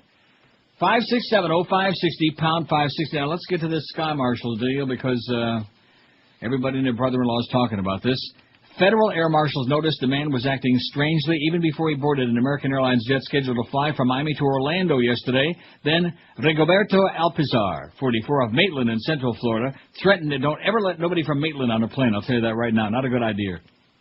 Threatened nearby passengers aboard the jetliner that he had a bomb in his backpack. Una bomba. And also, don't be listening to Richie Valens singing La Bamba when you're on the plane on your little, it's not a good idea. 2 air marshals confronted him and he tried to flee. He got as far as the jet bridge, which connects the plane with the terminal. I thought they called that the jetway, the jet bridge. Before the marshals ordered him to get on the ground. Took me years to figure out they called it the jetway, now they call it the jet bridge. That's when Alpizar made a fatal move, officials said. He reached inside his backpack and bada bing! They blew his brains all over his nice Ivy League suit. Alpizar, a U.S. citizen with no apparent ties to terrorism, and as it turned out, no bomba in his backpack, was shot to death, killed in the An employee of a Home Depot store in Orlando, he was returning from a church mission trip to South America. Another Getchke, baby, returning from a church trip to South America. And what you got now, like I guess the Lord didn't bless him. Well, maybe he blessed him. You know, called him home. That's what they always say. Is that what it is? The Lord called him home. for that big church in the sky. It was the first time marshals killed a passenger on or near a U.S. plane since the Federal Air Marshal Program was beefed up after the 9/11 attacks. You better beef up if you want to get shot by the big boys. Another passenger, Mary Gardner, told Channel 6 that a woman traveling with Alpizar, apparently his wife, said he suffered from a severe mental disorder and stopped taking his medicine. Authorities couldn't verify that, but they gave this account. What the hell was that? Huh? The maid is whistling in the hallway. Maybe she just got a winning lotto ticket. She's out there whistling. Alpizar... Sounds like she's whistling Dixie. Alpizar had taken an American Airlines flight from Quito, Ecuador to Miami, arriving at 12:04 a.m. Wednesday, more than 14 hours before he could catch a connecting flight. Well, that would drive you nuts in the first place. Wouldn't it have to wait 14 hours layover? After clearing U.S. Customs, he boarded American Airlines Flight 924, a Boeing 757 scheduled to fly to Orlando International near his home. Near, Maitland. Is that where he's from? Maitland. Okay. Air Marshal said he was acting aggressively. At 2:10 p.m., 8 minutes before the scheduled departure, as other passengers were still boarding, Alpizar uttered threatening words, warning nearby passengers that he had a bomb, una bomba, in his backpack, said Jim Bauer, special agent in charge of the Federal Air Marshal's office in Miami. The two air marshals overheard Alpizar, he said. They came out of their cover and confronted him, Bauer said. I wonder if they're related to Papa Bauer from Guiding Light. And by the way, is that show gone in the toilet or what? Oh, please. Man, what demographic are they looking for there? About 12? With a syrupy with a music, get lost. And how's Philip doing, by the way? Anybody seen him? If that bitch don't stop whistling in the hallway, I'm going to go out there, but I'm going to, yeah. You can't hear that? No. She's right outside my doorway, whistling as loud. Yeah. Alpizar fled toward the exit. Some passengers said he ran frantically up the aisle. The marshals chased him out of the jet bridge, where they shot him, fearing he might be grabbing an explosive device from his backpack. Una bomba! According to some passengers, 4 to 5 shots were fired. Well, wait a minute, no. 4 or 5. So like 4.5. Officials later went through the backpack and found no explosives, said Rick Thomas, the TSA's federal director of Miami International. The Dade Police Bomb Squad also removed the baggage from the aircraft, laid it on the ramp, and inspected each piece with bomb-sniffing dogs and found nothing. No explosives. After the shooting, heavily armed Dade SWAT team officers surrounded the jetliner. I wonder if they found anybody with a scale on the plane. Oh, we would have heard about that. Oh, there'd have been a lot of people shot then if you had like one of them little scales. Like a postal scale is always bad. That's the sure cover for a drug dealer. After the shooting, heavily armed SWAT team officers surrounded the jetliner. Police boarded the plane and told passengers to put their hands on their heads. Put your hand on the gland of the man sitting next to you is what they said. Something like that. Remember that song? Put your hand on the gland. Yeah, I can like fire it off for you if you want. No, thanks. In fact, let's do the break real quick before you can do it. 28 past 11. So there's the latest excitement there with your sky marshals, and I'm all for them, man. Somebody messes on the plane, starts acting a little goofy, just shoot him. No questions asked. And if he was bipolar, and like you said, what was he doing on it in the first place? Crazy people shouldn't be on the plane, other than maybe the pilot. Oh, there it is. Put your hand on old Stan. He's the man. I can't get over. I'm not sure which is more shocking to me. Boog Shambi turned down the Mets job, or Geldy, and that. Did we find that yet, by the way? No, I went and looked for a producer, but there's none here. And you can't find it. Like we under Panthers. Will, as soon as they get I'll Panthers, find it under Geldy. Look under this. Yeah, just look under that. Hey, it's that most wonderful time of the year, unless, of course, you hate crowded malls, long registered lines, parking hassles, and, like we were saying only moments ago, crazy people. They're out there. So make your gift-giving a little easier for you and your loved ones. Give them a Dollar Mattress gift certificate. When you call 1-800-MATTRESS, you can order a Dollar Mattress gift certificate in any denomination, even Orthodox. And a new bed makes a perfect gift that'll last for years. When you call 1-800-MATTRESS, you'll choose from the top names in the business. They got them all. No off-brands. They got the best. They got your Sealy and Serta and Simmons and King Coral, Stearns and Bananas Foster and Tempur-Pedic, too. Maybe you suffered some damage from the hurricane. Maybe you need a bed for those last-minute pain-in-the-ass uninvited holiday guests who have yet to show up. Call 1-800-MATTRESS. You'll get same-day delivery from 8 a.m. to 10 p.m., and they still let you pick the date and time for delivery to fit your busy schedule. You pick a 2-hour window, and they show up 99.7% of the time on time. Oh, just about perfect. They're ranked number 1 in customer satisfaction in the universe. That's why I use them all the time, and everybody at QM is one. You ought to be doing the same. Before those pain-in-the-ass guests arrive, I think I already said that, pick up the phone and call 1-800-MATTRESS or log on to mattress.com, 1-800-MATTRES. Leave off the last S because it stands for squeaky. This is Neil Rogers. This is 560 QAM.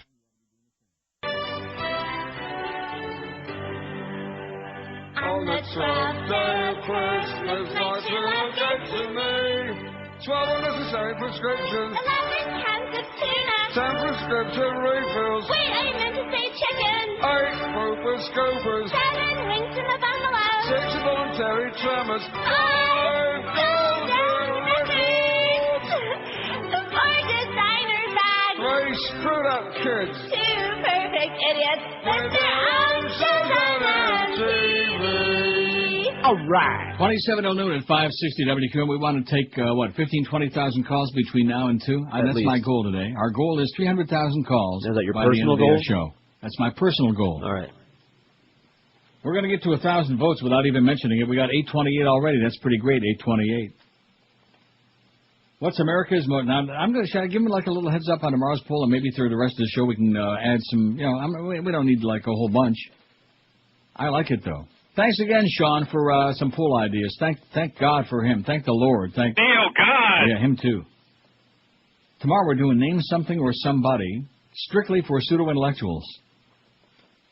Could be like a person, kind of music. It could be like... So far what we got is jazz, Paris, Kabbalah, or is that Kabbalah? Kabbalah. Well, I mean, why be agreeable? Yeah, like whatever. I got to say yesterday, we got to be disagreeable. Dennis Miller. No, we don't. Yeah, we do. Dave Matthews Band, Blair Witch Project, Pulp Fiction, and Jeopardy. And of course, George ain't too happy with that last one but it's for suits. Yeah, it's over your head. Oh yeah, I'm a moron. I'm happy. Most people are morons, and I'm right in there. I'm not an intellectual like you are. Yeah.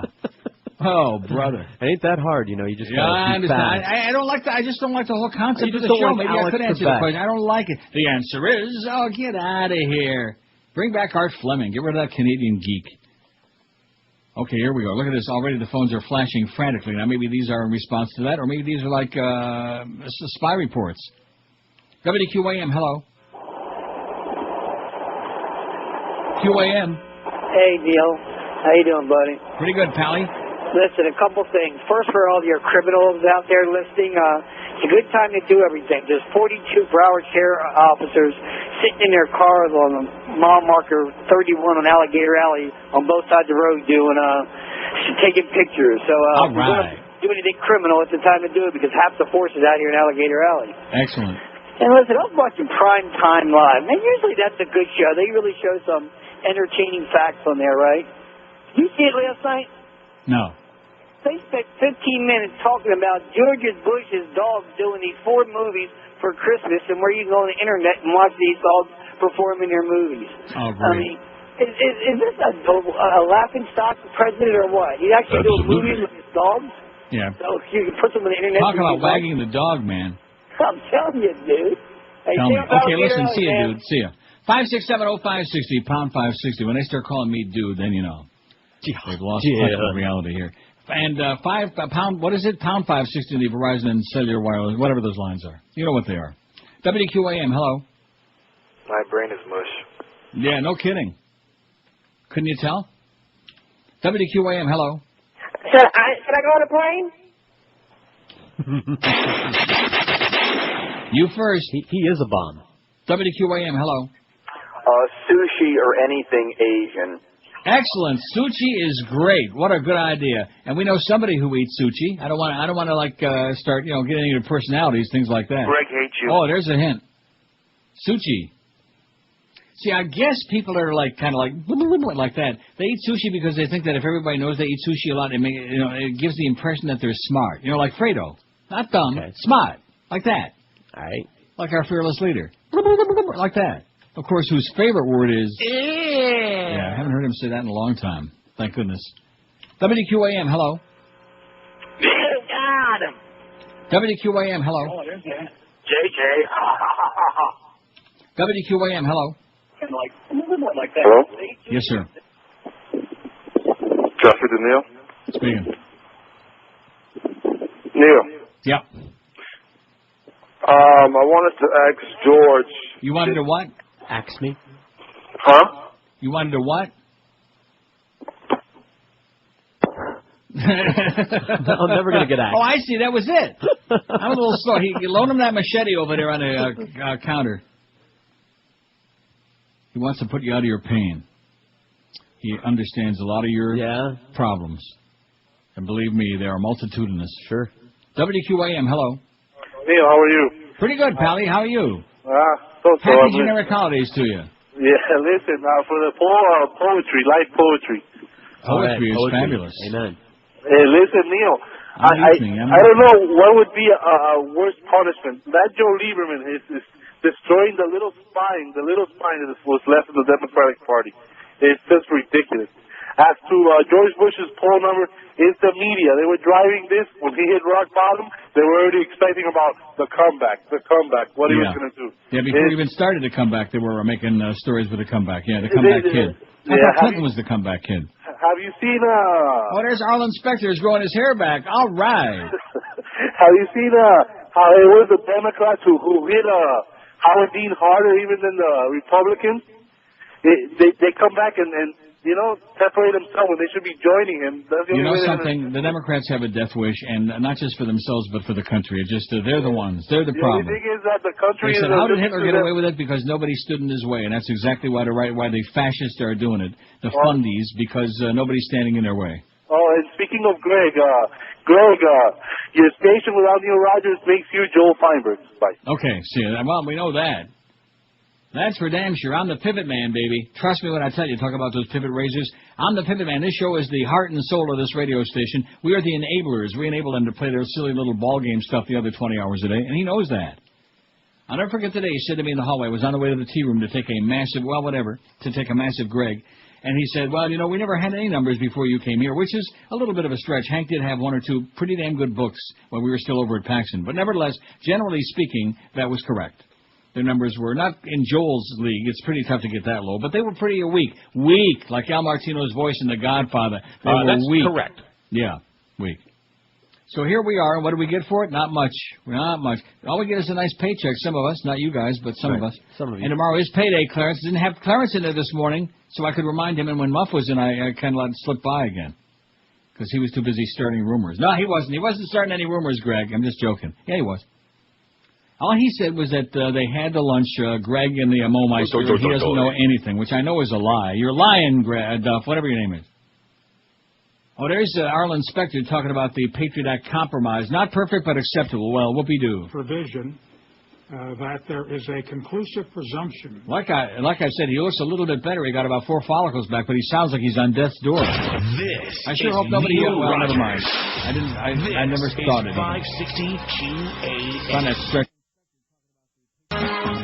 This is Mohammed and David. And this is Josie. I want to be a sports announcer. Get up. We got business over here. Okay. This upcoming dolphin season is going to be a firmer, longer, and fully packed one with Junior Soul. Not Sao, Soul. Is that so? Hola, you are both wrong. ETC. See? That's Soul. No, sí. Soul. Sí. Soul. Sí. Soul. Sí. Soul. Sí. Soul. Sí. Soul. Sí. Say it ain't so. Sí. You know how it is. With the holiday season upon us, Debbie and I have decided to step out of character And spread the legs of Joyce around you. Here comes the pizza. Here comes pizza. Someone order now.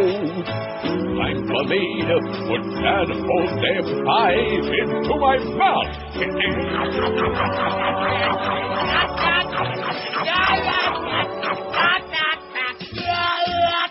Jingle ball, jingle ball, jingle ball, going.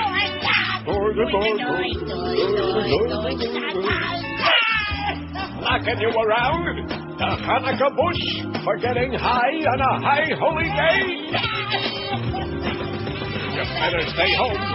The dolphins are done. You might as well not go. And I'll tell you how come.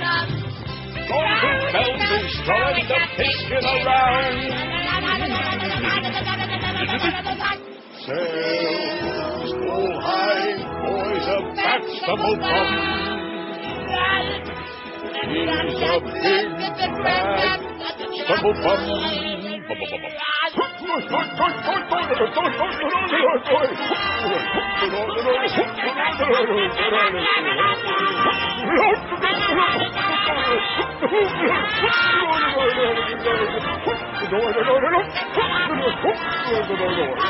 Boy to the world and catch a voice.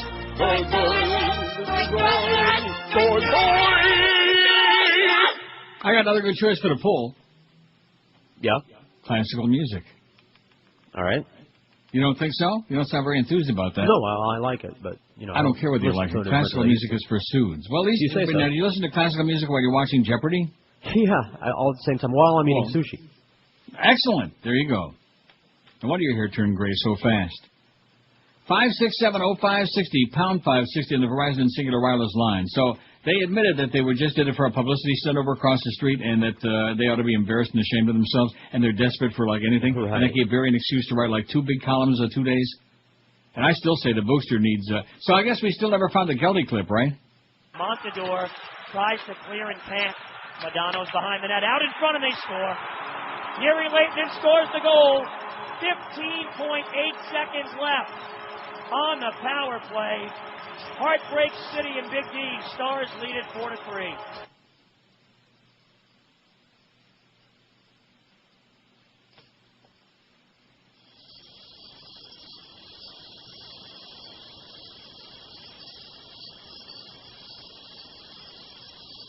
I may never speak again.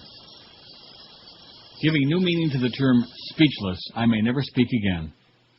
Can we hear that one more time? Montador tries to clear and can't. Madonna's behind the net, out in front, and they score. Gary Leighton scores the goal. 15.8 seconds left on the power play. Heartbreak City and Big D. Stars lead it 4-3. Was it better that time?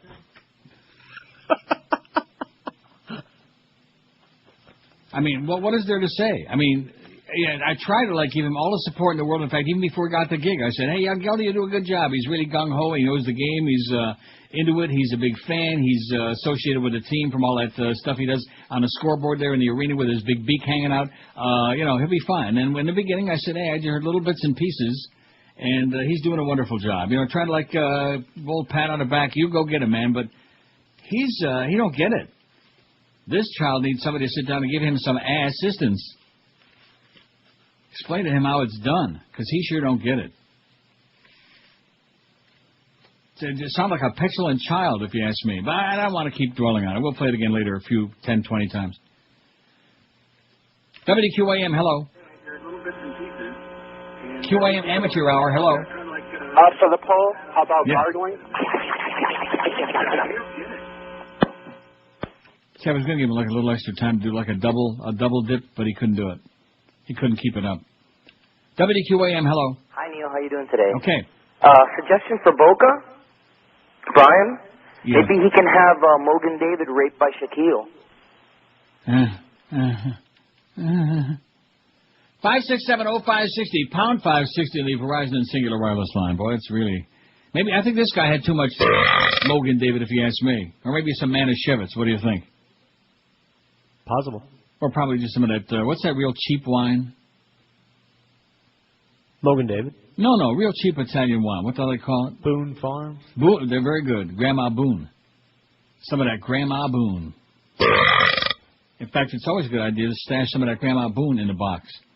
WQAM, hello. QAM. Hello. Hello. Yes. Hello. I need the telephone number of the lawyer for defensive driving. The lawyer for defensive driving? I'll bet. The lawyer for a speeding ticket.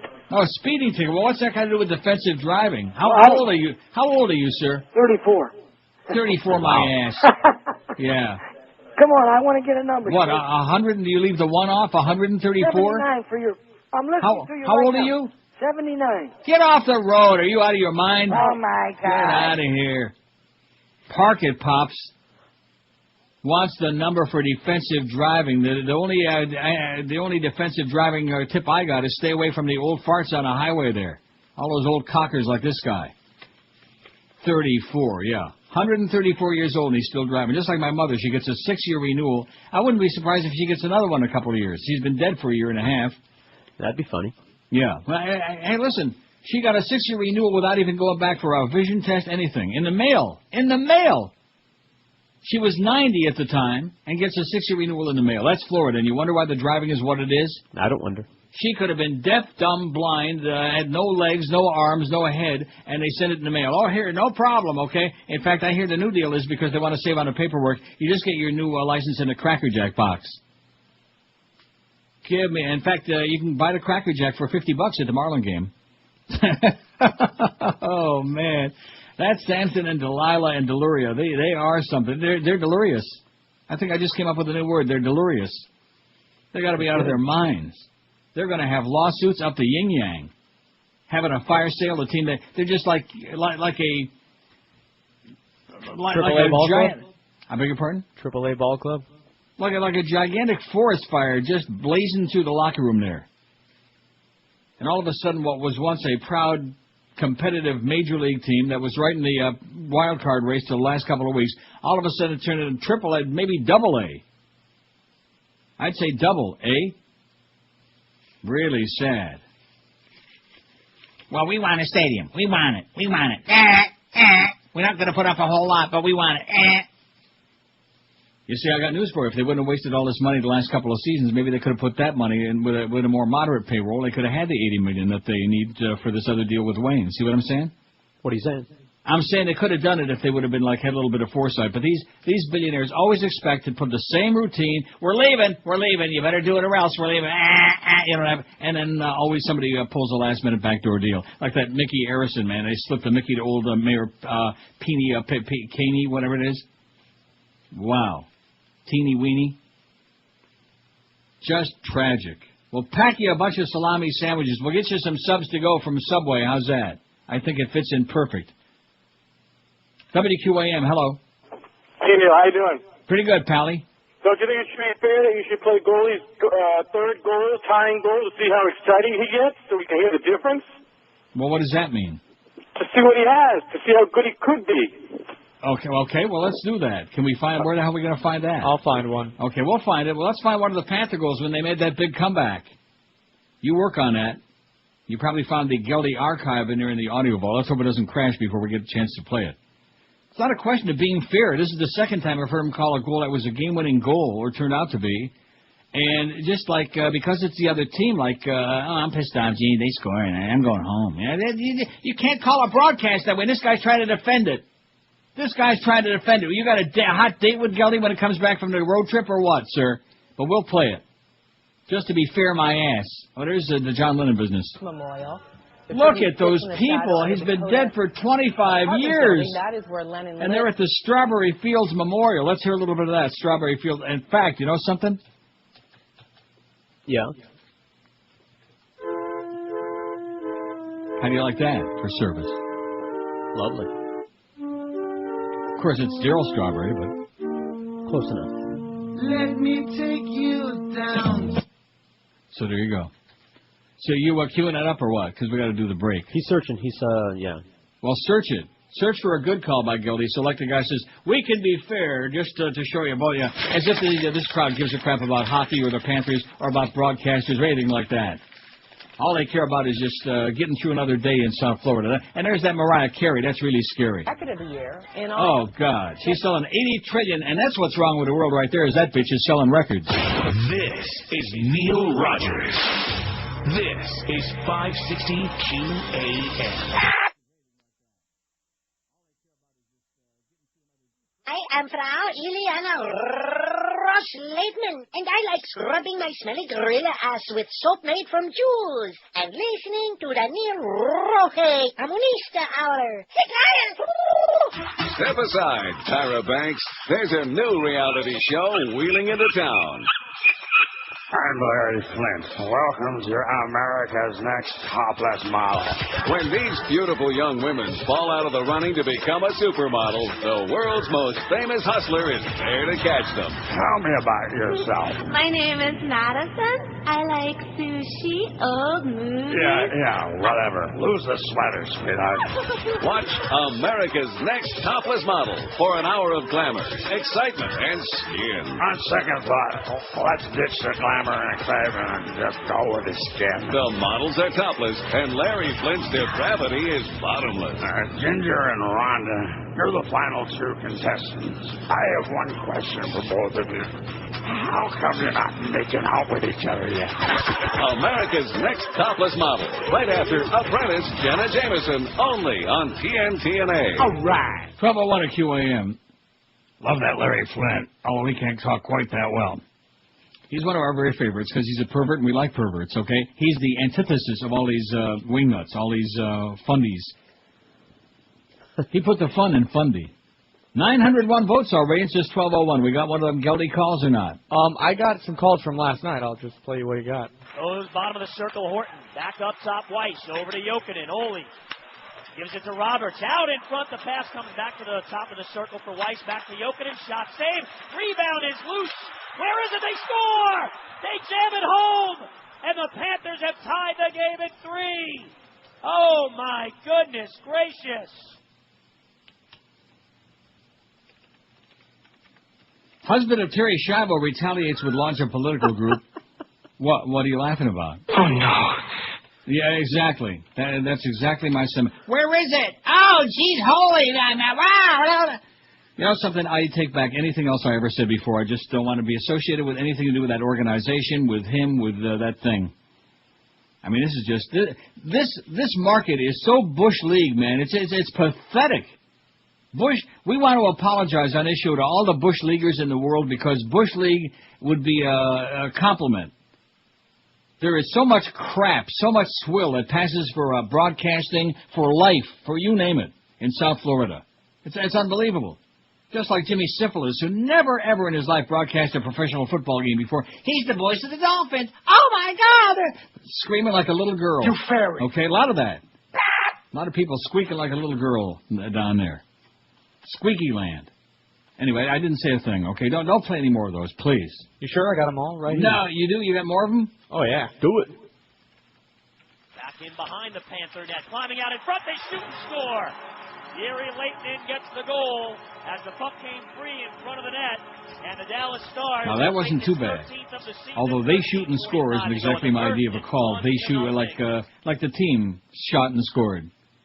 Hear from them, and you'll watch them next on the NHL on TSN. Okay, there's Jerome McGinley. Anybody know who that is? No. A little bit too dark for your taste, I'm sure. Anyway, moving along. Michael Schiavo, whose wife Terry was at the center of a bitter right-to-die case, is hoping to retaliate against former House Majority Leader Tom DeLay and other politicians who tried to keep his brain-damaged wife alive. Don't forget our fat-ass governor while you're at it, Mikey. Let's ask Mikey. He likes it. He likes everything. Schiavo announced Tuesday he's forming a political action committee to support or oppose candidates, depending on where they stood on the divisive case that ended when Terry Schiavo died of dehydration March 31st, 13 days after her feeding was removed. I've taken my sadness, anger, and worry and channeled them into a personal resolution. I will do everything in my power to keep another unsuspecting American family from reliving our private national nightmare, Michael Schiavo said in a press release. You go, Mikey. He ain't no downtown Mikey Brown, thank God for that. Terry Schiavo suffered what we know about that. Persistent vegetative state, we know about that. Her parents sought to keep her feeding in place while her husband pushed to have her removed. Fat-ass Governor Jeb Bush, along with Congress, and his brother President Bush, all tried to have the feeding reinserted. As a matter of fact, the president went rushing back from vacation in the Crawford Ranch, went racing back over a weekend to make sure that he could sign that legislation that Congress all came racing back to, although quite frankly, when the people were like dying and drowning in New Orleans after Hurricane Katrina, it was like a different story. He'll get around to it.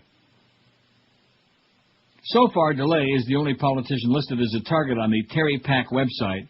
As House Majority Leader last March, DeLay helped congressional efforts to keep Terry Schiavo alive and keep that in her puss.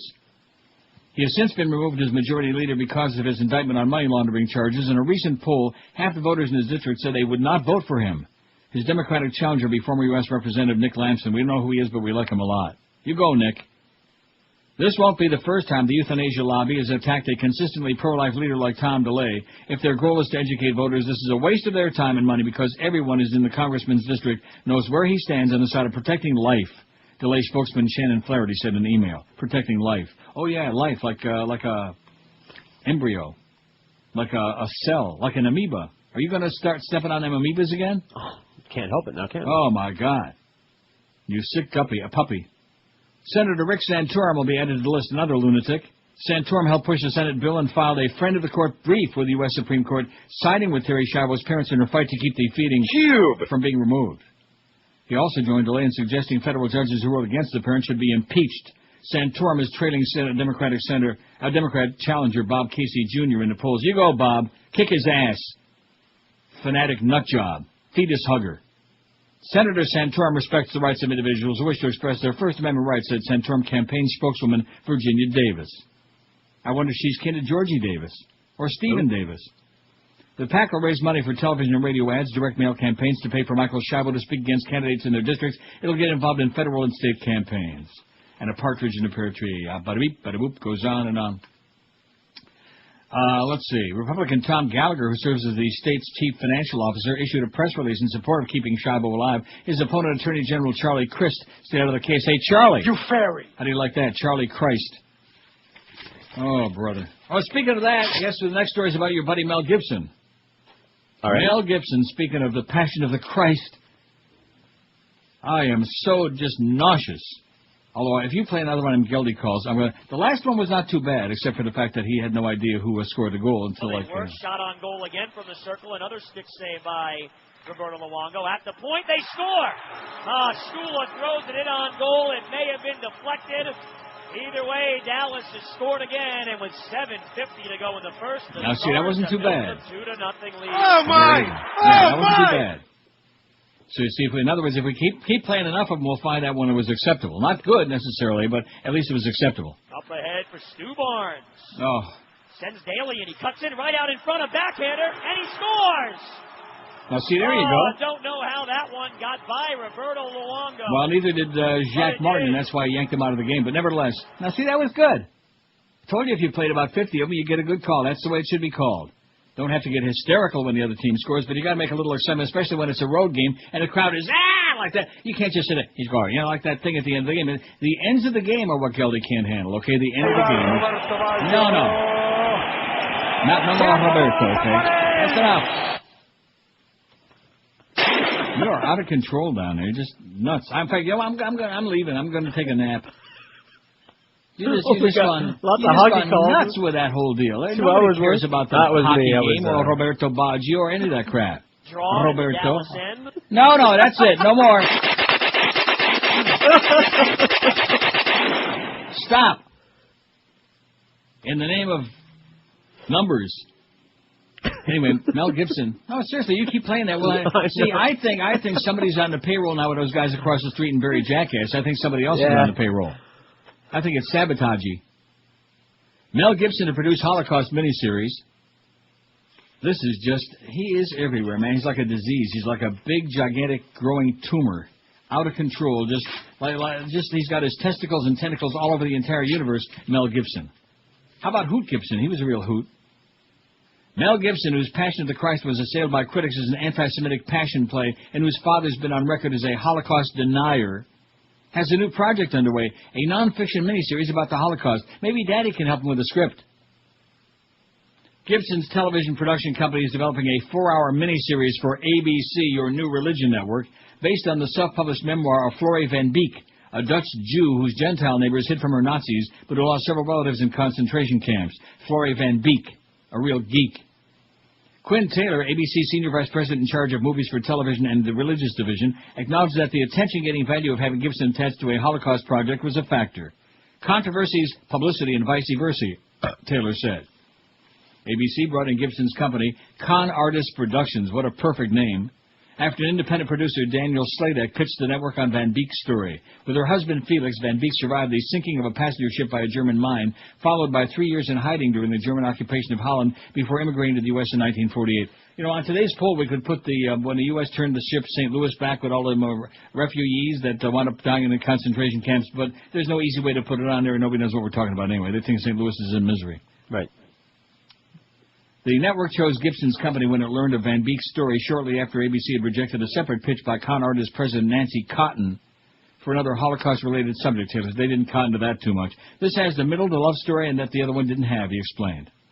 Van Beek's book, Florida, Survival in the Valley of Death, is a wide-eyed account of her and her husband's abbreviated courtship, their attempt to sail to safety in Chile, the sinking of their ship, and their rescue and recuperation in England, their return to Holland in 1940, and their suffering and hiding as the deportations of Jews began. They were liberated by Canadian troops, but only 5,200 of Holland's 140,000 Jews survived the war, according to Sladek's research. 5,200. And now the ones who are left, they stay out of everybody's way, because they're not too big on the Jews in Holland. Gibson is currently filming Apocalypto, an adventure set before the Spanish conquest of Mexico and Central America couldn't be reached. Gibson's father, Hutton Gibson, has repeatedly denied that the Holocaust ever happened, saying before the release of The Passion of the Christ, for example, that accounts of the Holocaust were mostly fiction, and asserting that there were more Jews in Europe after WW2 than before. Gibson has declined to disassociate himself clearly from his father's views, according to Raphael Medoff, director of the David S. Wyman Institute for Holocaust Studies in Melrose, Pennsylvania, author of the Annual Study of Holocaust Denial. Reached at his home in West Virginia, Hutton Gibson declined to discuss his views on the Holocaust. As to his son's project, he said, "I have no idea what he's doing, and frankly, it's none of my business." Sladek, 40, whose own father survived the Holocaust as a child hiding in Slovakia and is a friend of the Van Beeks, said Gibson's involvement could help attract... You know how they knew they were Jewish? Their beaks? That's it. Said Gibson's involvement could help attract a larger Christian audience for the project. The Van Beeks were sheltered by 3 different families of Dutch Christians. How do you like that? Praise the Lord, man, and pass the ammunition. Let's kill everybody who don't agree with us. Come on, bada bing. That's it. Let's do it. 5670560. Let's do the break. That's what we want to do, and then we'll hear a lot more Geldy calls. Not. The one there at the end, though, is just it's unacceptable. I mean, unacceptable. So, in other words, he's obviously got the ability to perceive what he's supposed to be doing, but it's just he gets so depressed. And I understand when you lose almost every game, but you can't do that. You can't let your personal emotions get in the way. You got to, like, put on a show for the audience out there. It's just like this. Just because we may be pissed off and disgusted and fed up, we can't let on with the audience. I don't know what we're pissed off about. We'll make something up. See what I'm saying? What are you saying? Who the hell is this guy? And they are ready to hear from the kidnappers. Oh, this is CNN International again. Boy, what a scam you guys are pulling, man. Another money-saving, what a scam. Oh, my God. They open up a pot. It's like us simulcasting, putting that Sporting News Network on overnight because we're too cheap to pay somebody to do a live show. Good golly, Miss Molly. Well, you know, there's a lot of stuff going on around that place. If we'd maybe sell some of them Rolex watches, then we could probably afford to pay somebody. Maybe even Josh would do overnights for like $20, $30 an hour. What do you say? About 30, man. 1213 at 560 WQAM. Rich room-filling sound from your iPod. It's the power of the Bose Sound Dock digital music system. It brings the music on your iPod to life, even charges your iPod while it be playing. Sound and Vision says you're bound to love what you hear. And that's because only proprietary Bose technology lets you get the most from the music on your iPod. The system is friendly with iPod, iPod Mini, iPod Nano, and iPod with video. Its sleek appearance stylishly blends with your iPod almost any room decor. It's easy to use, even comes with a remote that controls the Sound Dock system and basic functions of your iPod from across the room. Let the room-filling sound of the Bose Sound Dock digital music system deliver a brand-new iPod experience. Insert the iPod, stick that baby in there, and hear what happens. Experience the Sound Dock today at Tweeter or Sharper Image or Target, at Circuit City, CompUSA, Apple, or Best Buy. This is Neil Rogers. This is 560 QAM. Wait, hold on a second. We got a little problem. I'm holding. Just relax. No pressure. No pressure, man. It's the QMFN way. No pressure. Oh, here we go. Neil Rogers got An ordinary day. We can make sure when you get there that we... Look out! Are you all right? I think so. A car accident. Millions of people experience this unfortunate incident every year. One insurance company has you covered. So when accidents happen, when disaster strikes, think happens. At Happens Insurance, we know there are some things you can't control. After all, happens. We got a lot of heavy rain when the storm blew through it. Flooded my basement, cost thousands of dollars in damage. I lost a lot of my belongings. It was devastating. But then I remembered. Happens. Happens Insurance, covering your family when accidents and disasters strike. Because we know happens. Happens Insurance. Happens Insurance, a subsidiary of... Holy Incorporated. You bet. Now, see if Kelly would throw one or two of those in there, make it more exciting, wouldn't it? Yeah. 12:19 at 560 WQM. We got the Mo Meister at 2. We got Mad Doggy at Seminole Hard Rock Casino between 4 and 7. We got slots coming, baby. If you check the local news, you better turn it on right now, although it's probably too late. Check it for what? To see if the Senate and the House, the Florida Senate and House, have voted and finalized that slots bill. A lot of guys out there in this audience are very concerned about slots. One way or another. It doesn't need any. Okay, let's see. White House defends Sky Marshall shooting death of unarmed man. And they still got the same stale old story. Legislative deal allows 6,000 slot machines at Broward by mid-2006. That's 1,500 each of the 4 joints. One killed on a 5-car crash, I-75 by Arvida Parkway. Oh, that's bad. That's right by the Cleveland Clinic. Uh-oh. Clear out. Living against God's will could lead to the end of the world, the Pope warns. Here we go. Now we got a story. Now, and demand for taller Christmas trees. See? The Goyim really want, they want like 25-foot tall Christmas trees so they can like shadow over those little teeny-weeny menorahs and all the other tchotchkes that everybody else has got. Pope Benedict, the Nazi Pope, warned today that man's refusal to submit to the will of God will lead to the destruction of the world. You thought the last one was crazy. No, nothing. You got to see that South part. The comment was made as he celebrated a Mass to mark the 40th anniversary of the conclusion of the Second Vatican Council, which sparked modernizing reforms in the 2,000-year-old Roman Catholic Church. And they finally said, hey, that Galileo, he wasn't a bad guy. He certainly was gay. But other than that, he never stole a freight train. Galileo? Yeah, Galileo. And then, of course, that Michael... Angelo. A man who abandons himself to God does not lose his freedom, Benedict XVI said, but if we live against love and against truth, against God, then we're destroying ourselves, we're destroying the world, he warned. So evidently in his myopic view of the world, there's no room for people who aren't buying into his God, see? Or his particular brand of religion. Right, his brand of nicotine. I wonder what brand of tea he drinks. Earl Grey. Hopefully the same one as that other pope. Human history was like the battle between man and the serpent, the battle between man and the forces of evil and death. The man and the serpent, he said. Oh, yeah, here we go again. They're always obsessed with those serpents, aren't they? Yeah, they always grappling with it, especially if a little boy's got a hold of it. Man doesn't have confidence in God, Benedict said. He nurtures the doubt that God ultimately takes something from his life, that God is a competitor who limits our freedom and that we can't be human beings without casting him aside. God is a competitor. He's always testing us. Why? Because he's sadistic. He likes playing games. He's bored. I mean, if you were up there all the time, hanging out. Yeah, man. But the liberty to be a human being is the liberty of a limited being, he added. I see, at least in his mind. Pope Benedict also decried what he called the mistaken idea that leading a virtuous life was boring. Oh, yeah, especially when you have a chance to alter so many boys. During a solemn anniversary ceremony in St. Peter's Basilica. Why do you think they call it St. Peter's anyway, huh? Well, don't go I there. know. Benedict uses his homily to talk about use of freedom and its relationship with evil. Evil, the evildoers. He's starting to sound more like W now, only more articulate. But then again, so was Terry Schiavo. Man nurtures the suspicion that God at the end of the day takes something away from his life, that God is a competitor who limits our freedom and that we'll be fully human only when we've set him aside, he said. Sounds like they're repeating the same thing he said before. There emerges in us the suspicion that the person who doesn't sin at all is basically a boring person, that something is lacking in his life, the dramatic dimension of being autonomous, that freedom to say no belongs to real human beings, the pontiff said. You see, this is the problem. How come he's not speaking out against the war and about all the innocent people who are dying? It would seem to me that if there's such a thing as a sin, making up a bunch of lies so we can invade another country and have thousands and thousands of people dying and getting maimed and having their lives destroyed, that's a sin. Not going out and doing a little hanky-panky, okay? With somebody of legal age, by the way, Papa. Oh, they don't go for that. No. In remarks after the Mass, Benedict urged people to overcome the temptation of a mediocre life made of compromises with evil, the devil. You're wrestling with that serpent. Vatican Council II, with its call for, and you better be listening, Josh Cordes, you wayward sinner, you. Backslider. Fell away from the church. That's right. Backslider is right. Backslapper and backslider. That's what Muff said. Vatican Council II, the Council's reforms allowed Mass to be celebrated in languages other than Latin. Folk songs and guitar playing were permitted, and priests at the altar faced congregations instead of having their back to them.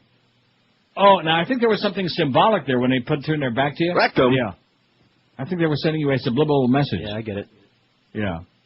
The council called for efforts to bridge differences between Catholics and other Christians. It also produced a document in which the Catholic Church deplored anti-Semitism. Of course, all those Jews are going to die anyway, but nevertheless, and repudiated the, deicidi charge that blamed Jews as people for Christ's death. What is that deicidi? I don't know my Latin like I used to. Well, you better get with it, mister. You better, I had 3 years of Latin, and I never heard of that word. Deicidi my ass. Domino forbiscum, baby. Yeah, Domino Nabisco. Benedict described the Second Vatican Council as the most important ecclesiastical event of the 20th century as he gave the Angelus blessing in St. Peter's Square on the holiday of the Immaculate Conception of the Virgin Mary.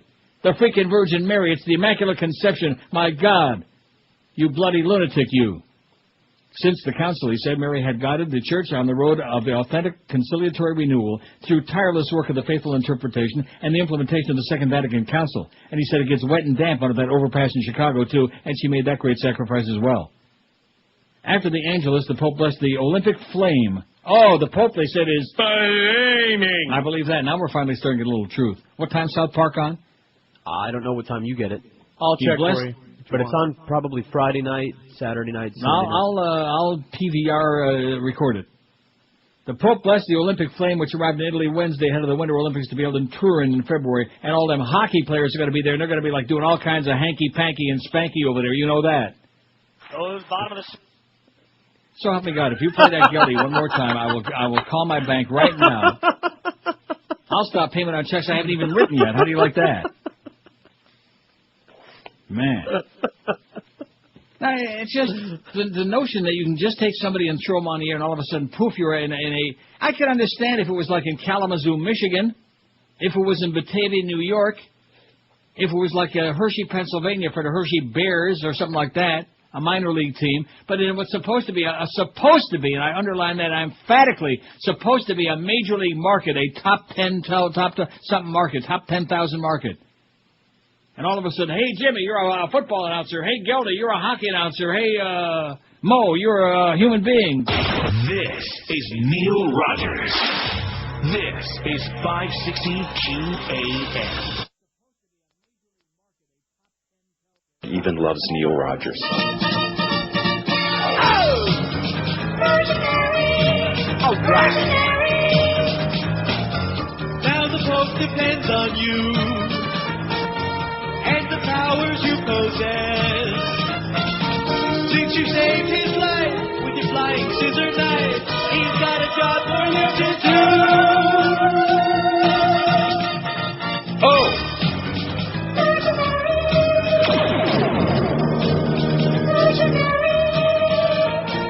You have a brand new style too.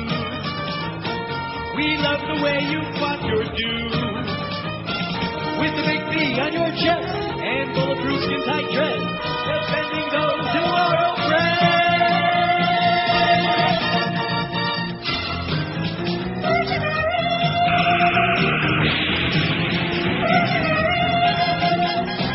Moves with the speed of a gazelle, sends the bad guy straight to hell. When a building starts to blow with your image, then we know you're crushing crime with one mighty blow.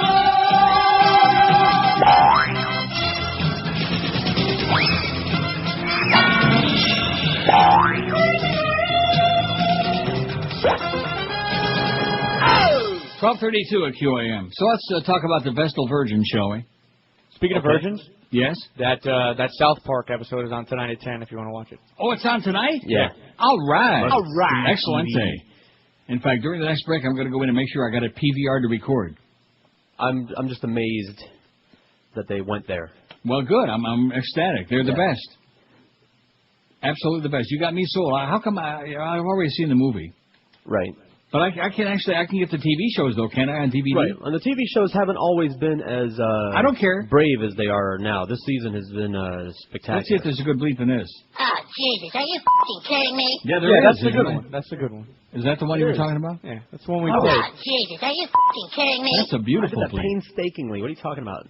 Yeah, oh, get out of here, man. Little bleeping what was the on one thing that you put a bleep in one that was like the one from HCN that day where they were like after the word was said.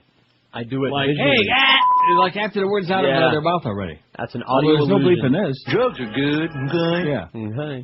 I'll find one that doesn't have it, and then you'll have to hit the button and all this other stuff. Well, we got buttons.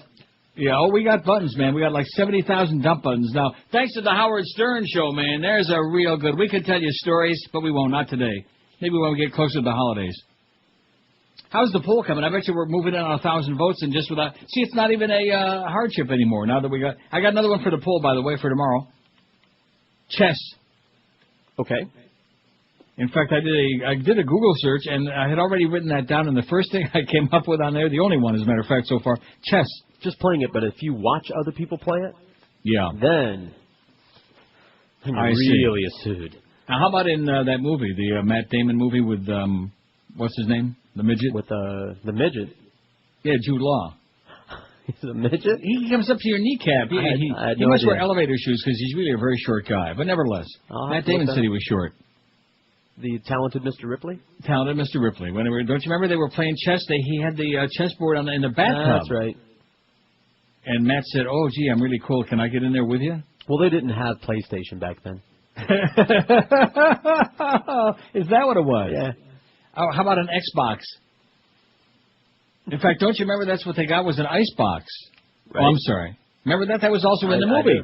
That's what Madge wanted, was an icebox as opposed to whatever he was getting. Some stupid car. What's America's most shameful event? Slavery, 221. We got 983 votes. We'll have 1,000 before the next break is over. How do you like that, boys and girls? Oh! Mark it down. I'm sure a lot of you are keeping a diary on this.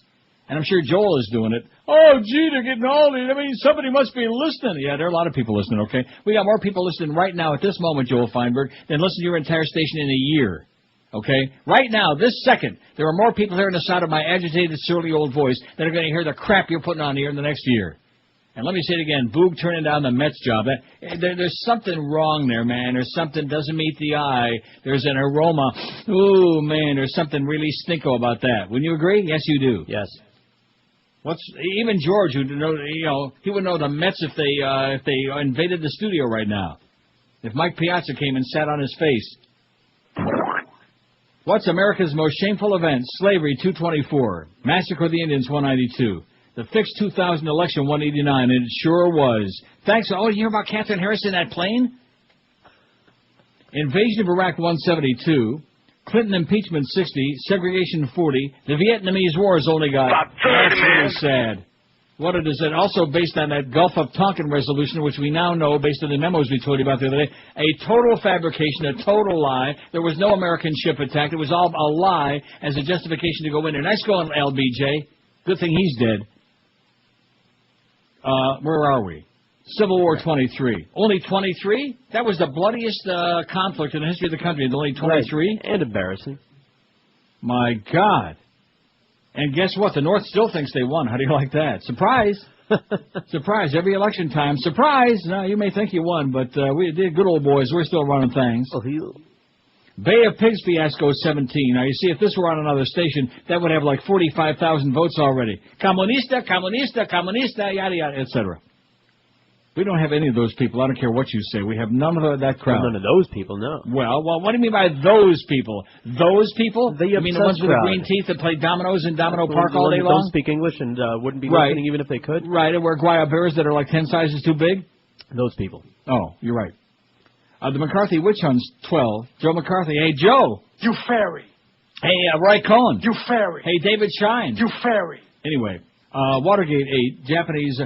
David Shine actually got married and had a family, which is really kind of sad because they were chasing him all around and it just never worked out. Gee, David Shine. Watergate, 8. Japanese internment camp, 6. Invasion of Haiti, 6. Iran-Contra, 6. Salem witch trials, 4. Solamente 4. Invasion of Grenada, 1, and the invasion of Panama, still none, and this audience figures that anybody that's a zithead like that deserves to get invaded. Right. Don't you think? Well, he shook that machete. 998, that's really great. In fact, like I said before we go into the next break, we're going to have 1,000 votes. Just like Tom Hagen, not Tom Hagen, what was his name? Tom Hanks. No, not Tom, in Network, what was his name? Bob Duvall, what was his character? Hackett? Very good, Frank Hackett. I want you out of here before noon. If you're not out of here, I'll have you thrown out. Remember that scene with William Holden? Such a great movie. I don't really care any punk that tells me I fell asleep. You know, something fine. Your taste is in your tush. That's fine. Too much booze, man. It messes up your brain. It's a great movie. The acting in that movie is just spectacular. In fact, that should have probably been right up there near the top of the list on that poll whenever we took it, yesterday. When the hell did we take that? Yesterday. Okay. About the well, it's hard to keep track now. Yeah, I know. We're doing we're doing 3 polls at a time. We're doing 2-a-days and 2-and-alls and stuff like that. Too many 2-and-alls. That's what's affecting your mind. That's why you can't appreciate real good film. Don't let them watch Happiness. You'll get all bent out of shape. Oh, no chance of that. There's perversion in there. I beg your pardon? I said no chance of that. No. No, he's not watching that. Definitely not for you. I'd stick with, like, Lassie Come Home. Old Yeller would be good. They're kind of sad, though. The network is so much to me, like The Godfather in this respect. All the acting performances are sensational. The lines in almost every scene are memorable. And what's not to like? And if the only thing you remember from that movie was... Crime is mad as hell, and I'm not going to take this anymore. If that was all you remembered, you'd have to say, man, that's fantastic. Listen to me. Yeah. Television is not the truth. So turn off your television sets. Turn them off right in the middle of the sentence. Yeah. He just got... In fact, I'm going to start doing that, I think. Right in the middle of the show. Right on the floor. Although you never know it. I love that when we have like a momentary like disconnect, or I'm like reaching for a fax back here or something. Just the facts. And you go into such a cold sweat. It's just... Right. It's fabulous. It's like a little another reason to be doing the show from as far away from here as possible. How's that temperature? Do you think I'm going to be delivering any more FedExes to Kinko's today? I don't think so. Maybe not today. It looks, man, there's not a cloud in the sky. It's sunny. There's not one flake. Well, there's a lot of flakes out there. In fact, the temperature is -2. Not too bad. It's balmy. -2 is like, what, 28? You're asking me? Yeah, 28. You better get with your temperatures, mister. You know your Celsius from your whatever. I don't have to, because we live in America. I see. Well, screw you. Wind chill, let's see, overnight, -5 with a few flurries, -5. Not too bad. Kind of toasty. Close to 5 centimeters in the next 24 hours. Oh, we're going to have like some snow on the ground. Well, see, it's getting close to Christmas in Chinooka, okay? Don't we want a white Chinooka? Centimeter. The whole I don't know. A centimeter is like a very small amount. I can't really tell you what it is, but I think like 5 centimeters is like maybe, 3/4 of an inch. Are they close to a millipede? They're picking on me again. Oh, look at that. Friday and Saturday. So it's sunny and it's -2 already. We've already reached the high for the day, okay? The people here are high, and the reason if you went out on the street, you'd understand you can smell it. They're smoking big fat ones and small skinny ones and all kinds of them, man. Pin joints, all over the joint. And nobody's getting like, oh, gee, they're smoking marijuana and all this other crap. Because this is not the USA, thank goodness. This is like way, 1,000 years advanced. I am above the law. See, there you go. Where's that, See, now you got me, like, sidetracked on South Park. Drugs are good. That was the plan. Yeah, that's the idea. So, 10 o'clock tonight, what is it? It's on Comedy Channel. It's on MSNBC, ABC, CNN, channels 2, 4, 6, 7, and 10. And whatever you do, don't miss it, because it'll piss all the Farbizen Catholics off. This is Too bad, Dennis. You lose, baby. This is 560 QAM. Twas the night before Christmas. The whole house was mellow. Not a creature was stirring. 'Cause I had my gun under the pillow. Went up on the roof. I heard something down. I sprung to the window and yelled, "Yo, keep it down!" When what to my wondering eyes should appear but the dawn of all elves and 8 friggin' reindeer. With a slap to the snouts and a yank on the manes. He cursed and he shouted, and he called them by name. Yo, Tony. Yo, Frankie. Yo, Joey. Yo, Vito. Hey, Paulie. Hey, Vinny. Hey, Rocco. Hey, Guido. With slicked back black hair and a red silk suit, Don Christopher was here, and he brought the loot.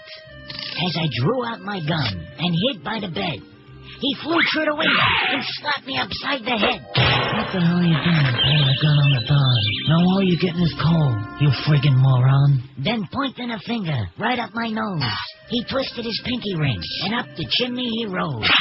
Then I heard him yell out what I least expected.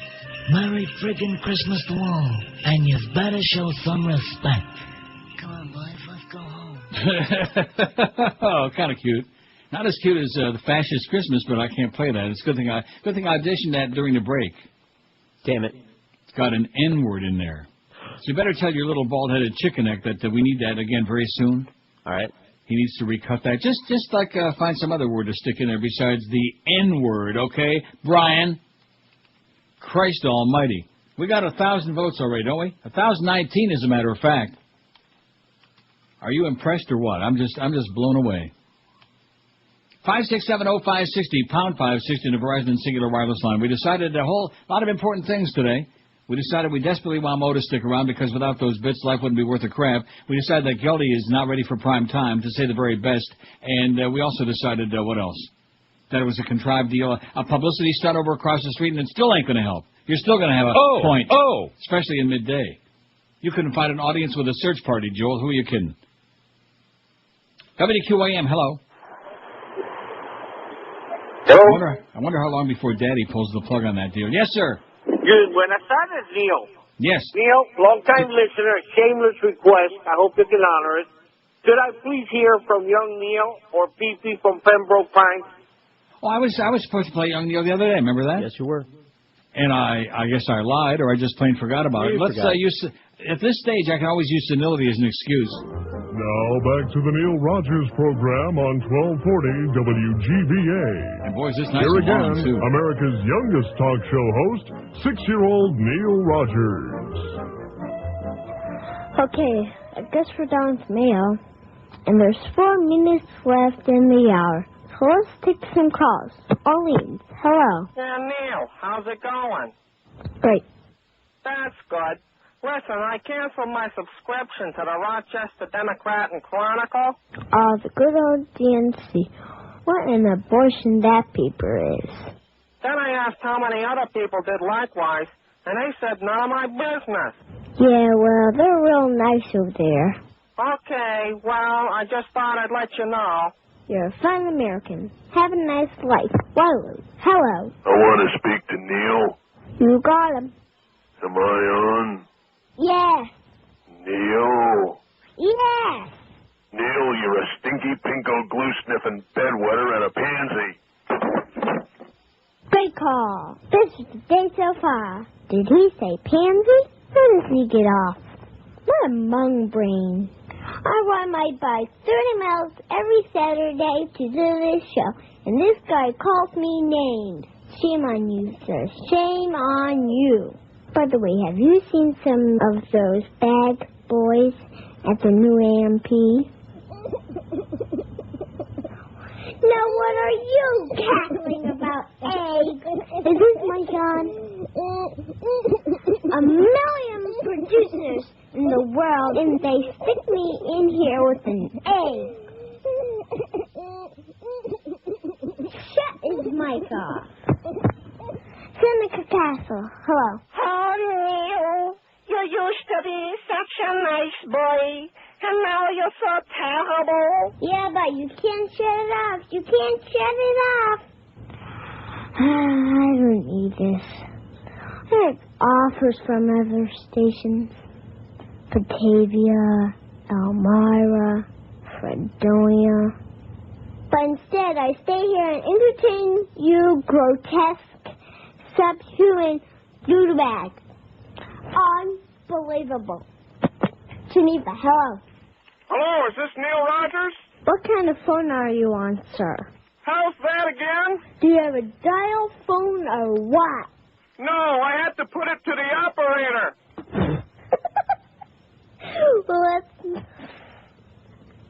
Well, let's not get into that. Hey, I was listening to Joey Reynolds on WKBW last night. Somebody has to. Did you hear what he's been saying about you? No, I don't listen anymore. He's a doddering old man. He claims he's only 40. Yeah, right. And Dewey beat Truman, too. Oh, shut up, Egg. You're pathetic. And if you think he's bad now, wait till he had you. Oh, boy. Okay, when we come back, maybe the egg will come out of his shell. But I hope not. You think the bird flew? Top 51. So anyway, the Sun Sentinel is taking this stupid-ass poll because of this story. And I keep checking here to see if they voted yet, but I can't find any affirmation of that, one way or the other. Legislative leaders have sealed a new deal that allows 6,000 Vegas-style slot machines in 4 locations in Broward by mid-2006. The Sun Sentinel says, will you gamble at these machines? And there's only 4 choices there. No, I don't gamble. No, I do gamble on occasion, but I don't like playing slots. Yes, I will play them occasionally, or yes, I'll play them regularly. They left off, of course, the most popular one. Yes, I'll be plunging my guts out. They left that off. What's wrong with them? That's a Sun Sentinel for you. I mean, they haven't even signed a bill yet, and it's not even completely a done deal, and already they're like peeing cold water on it. Will you gamble at these machines? 43.2, they got 688 responses, although we ought to goose that up a lot. I already voted, yes, I'll play them regularly, even though I won't because I'm not going to be there, but, you know, I guess vicariously I will. Just find me a good machine, man. I don't gamble, 43.2% will not go. No, I do gamble occasionally, but don't like playing slots, 12.9%, so that's like 46.1% there. But 34.9% say, yes, I'll play them occasionally, and 9% say, yes, I'll play them regular. So that's 44%. So that's almost half. That's enough. If almost half of the public goes out there and takes their lunch money and their bread money and their bus money and their money for their kids' school books and stuff like that and just plunges their guts out, that's enough, right? Right. I will guarantee you that Josh Cordes will be at Gulfstream Park. I guarantee you this, playing slot machines. Oh, yeah. Before the end of next year, you will be there. It's right up the street. It's right up the road, up the Hershey Highway. Mm-hmm. Well, I live next to Pompano Park. Will they have them? Like I said, you'll be at Pompano Park. You really do live next to Pompano Park. What, at Winmore? I live in Palm Air. You live in Palm Air, where the median age is death? No, not in that part of Palm Air? Oh, my God. Boy. Talk about aging rapidly. He must be working on a show that did it to him. He's living in a senior citizen No, condo. I don't live in the... I've been to his complex. He's got lots of young hipsters. Not in the condo part right there, right across. Seymour and Melvin, you mean? I know him well, yeah. Yeah. You live in Palm Air. Oh, bro. Anyway, he lives real close to Pompano Park, so you can go there and plunge in the slots. I'll fix you up with a good machine. I'll talk to my good buddies over there at Pompano Park. We'll fix your ass real good. Get him a free meal at least. And they'll take good care of you, now that they don't have to feed old Richie. And they could probably feed 20 people now. Oh, man. But he did like that crudite dip. He liked that a lot. It reminds me of my old friend Buzz Mushin from my Snelling and Snelling days, where I worked for about 2 months. What? Buzz Mushin? Buzz Mushin, that was his name. That was a perfect name. He was a big blob. Blobbo. And we'd go to breakfast, and he would order like pancakes and eggs and bacon and ham and French toast and a small diet drink. I'm not making that up. That's a true story. He would order enough food to feed the Chinese army and a small diet drink, because it made him feel better, like he was really trying to cut down by having not just a diet drink, a small diet drink, like in a thimble, which is not good because you got to wash that 14 pounds. Oh, there's Yoko Ono. And I thought it was very important. Oh boy, we hate you like poison, man. I'm going to tell you, no wonder his kids are so ugly. Oh Jesus, how many are there? There's like Julian and Sean. And they are, and of course, when you look at the parents, you say, wow, what do you expect them to, make beautiful children? Of course not. Oh, here we go. You're starting it again. Well, you brought her up. At least we don't hear her in there. Sabila Vargas, CNN, Los Angeles. Oh, great. There's Strawberry Fields Park Square. So let's see now. If I refresh this, is this going to get all screwed up? Because the Sun Sentinel does really funky things on the web sometime. And see, now it's like hesitating. It's thinking about maybe it doesn't even want to pop up on it. Oh, there it is. There, 737. We got a quick 49 responses on there. And yes, I'll play them regular. Went down, as a matter of fact. See the power of Neil? Now we got a little under 44%. It's about the same. Not that I really care. If you want to go, that's the one thing. Nobody's going to have a hook and drag you in off the street and force you to play, okay? Nobody forces you to play. Like last year, right around the same time, and there's this big Aunt Jemima lady, and she's just practically in tears, and I'm playing my machine, and she says, I had no idea who she was, but that doesn't stop people from opening up their mouth when they're looking for sympathy, a shoulder to cry. Oh, I brought $3,000 to go shopping for my kid today, and I stopped here on the way, and I lost it all. Fool. And I thought to myself, you idiot. Like she wants sympathy from me? Sympathy from the devil. She had $3,000, and I thought to myself, yeah, likely story, honey. And she just made a pit stop, like she didn't know she was going to lose it. Yeah. Like she thought maybe she was going to like parlay it into like 50 grand, right. so she could have brought her kid a nice yellow convertible Cadillac or something. Who are you kidding, honey? A fool and its money are soon parted. Or here's John Lennon. My ringtone on my cell That's your phone. ringtone on your cell phone. All right, bye everyone. See you in a minute. He's still singing. Look at that. They're giggling and he's singing. He's dead, but he's still singing. More power to you, John. This is Watch out, John. He's got a gun. Oh, Christ. This is 560 QAM. It's Scott Burrell. And when I'm up in Boca Chica slapping old women with painted lips around the pool, I listen to the Neil Rogers 1 to 2 hour. I listen to the Neil Rogers Fair and Balanced 1 to 2 hour. Return to Santa. Return to Santa.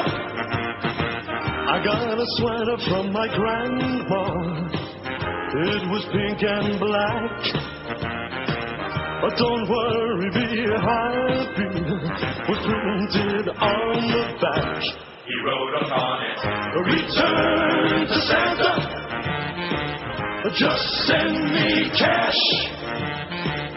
Your tacky sweater gave me a rash. I got a fruitcake and some plaid pants. Hair clip is for my nose. Another bottle of Old Spice.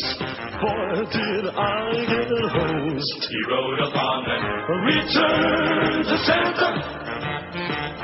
Who needs this junk? This year's Christmas really stunk. He wrote upon them, return to Santa.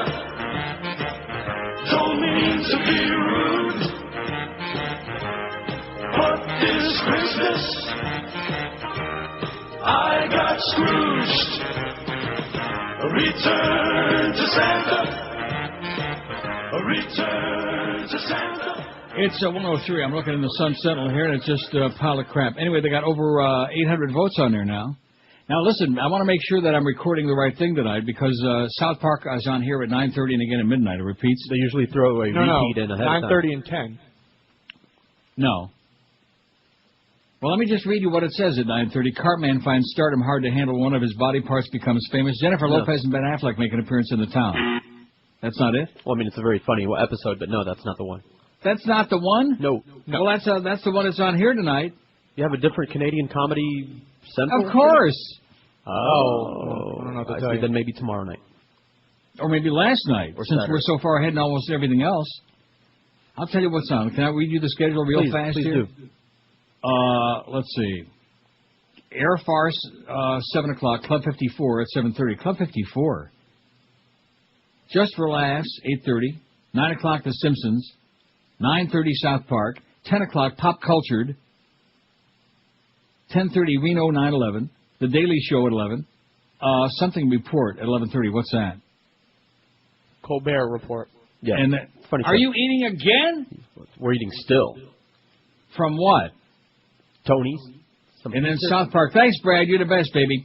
South Park is on again at midnight, and let's see. It says, Cartman finds... That's the same one. But it'll be on. I mean, They it's repeat them over the weekend, definitely the new ones. Yeah. Okay. So, in other words, what does it say on there? What do I have to look for? They rip the Catholic Church an ass, and Dennis gets all upset. Is that what it is? Ass is the active ingredient. They Ass? ripped the 12-step program and that whole the statues bleeding business. On ComedyCentral.com, it says Stan's dad gets arrested for drunk driving. Look for that. How about Stigmata? If you Try to oughta. look for that. Stan's dead. Now, Comedy Central, it says that? Well, ComedyCentral.com, but you have a different, like it says it's on tonight here at 10. But, Yeah. You know, Well, I can look for it all I want. I'm not going to find. It's not going to be on there. Right. So I'm saying if you see the little title that tells you what the episode's about, look for Stan's dad getting arrested for drunk driving. Okay, I got it. It'll be on. Just relax. 5670560 pound 560 on the Verizon and Singular wireless lines. We got way over 1,000 votes on the poll. No problem with that. We got tomorrow's poll building to a crescendo. Name something or someone strictly for pseudo-intellectuals. We got Jazz, Paris, Kabbalah, Dennis Miller, the Dave Matthews Band, The Blair Witch Project, Pulp Fiction, Jeopardy, Sushi, Poetry, read a nice poem would be nice, classical music, and chess. Ooh, for suits. How about polo? Polo. Is that a suit thing or like a blue nose thing? Well, exactly. For wealthy suits, man. All right. Wealthy suits play polo. No they argument. Get on a horsey, like the royal family, and they play polo, and they bat the balls around. And some of them actually do it while they're wearing their kilts, no less. I heard they were Battenbergs. 5670560. They are pound 560 on these. So it's no coincidence that the Nazis are taking over the world again. Because when you got the British royal family are really a bunch of German Nazis. I mean, what does that tell you, huh? That explains a lot. That's why they had to kill Diana. Get that bitch out of the way. She was interfering with all their plans. WQAM, hello. Neil. Yes, sir. Neil, how are you? Pretty good. Neil, the report about the slot machines, what is the proposed rate that the legislature is going to tax at? 50%. 50% is way too high. Well, you asked me a question, and I'm not here to defend it. I'm just telling you, the Senate wanted 35. They wanted a sliding scale up to 55%, and the House wanted 55% flat, and so they compromised on 50%. I just don't see the pari-mutuel facilities being able to turn a profit when the tax is 50%. Sure they will. Are you kidding me? Oh, they will, but I mean, they'll have those machines as tight as a snare drum, baby. Are you kidding me? It's not the windfall that they were expecting. The amount of money that was going to revive the pari-mutuel facility in South Florida. It's still going to be nice, but it's not going to be what they were hoping. You're right. It's not going to be a windfall. That's right. You want to know why? Because it's in Florida. That's exactly right. Well, the sad thing is, this is how the yahoos up in North Florida, that's how they legislate. They lost the election to get the slot machine, so they're going to tax the crap out of it so the people down here do whatever they can to try to make it fail and say, see, we told you so. They lied about the numbers and much ado about nothing. And they're exactly right. It's just an embarrassing. Get Jeb Bush out. That's enough. I'm done, Neil. Thanks. Good luck to you, Pally. See, he's depressed, and what am I going to tell him? You know, I mean, I could tell you, it's only 30%. About 30, man. 50%, way too high is right. What? Just chuckling. About what? About your line. Oh. It's so typical. Everything that happens in Florida, it's a backwater place. I mean, I don't take any pleasure in that. Any nachas, as somebody would say, even though he doesn't know what it means. It's not good. It's not good. It's a back-ass place, and nothing good is ever going to come of it because you got too many rednecks and too many good old boys and too much corruption and too much crap and too many people smearing too many hands. I guarantee you that if you had any idea, in fact, just stop and think back when the original thing was on the ballot, okay? I'm not talking about the second election in Dade and Broward for the voters to decide there. And, of course, your fat-ass governor came and screwed up Dade real good for Calder and Flagler and so on. Screwed them big time. I'm talking about when it was originally on the ballot statewide. And just think back to these yahoos who were involved in, in trying to prevent people from voting for this. Oh, and the ads they ran on TV, and it was going to be the end of the world, and people be taking their lunch money, and everybody be bankrupt, and all this other crap. Then come to find out that a lot of those people were getting paid off by certain special interests, okay, which we probably don't want to go there because our, Joyce will have a nervous breakdown. But you know what I'm talking about. Yes, I do. They don't want a piece of the pie. They want the whole pie. All for me. That's it. That's exactly correct. Now, let me ask you, I don't want to get started with that again. He's just a sourpuss. If you wanted to mend the fence, do anything, you can't be nice to him, okay? He's just a bastard. That's all. Across the street, they got Dan LaBastard. We got our own LaBastard. And believe you me, I never met the other one, but I think it's a match made in purgatory. WQAM, hello. QAM. Hey, Neil, how are you this afternoon? Great. Hey, tried to get through last week. I wanted to hear the Pharrell bit where he does the Miami Dolphins song, but adds all the Buffalo Bill stuff. That's a great piece. Pharrell does the Pharrell bit. And I'm thinking of Phil Hendry. You mean Phil Hendry, the Bill's fight song?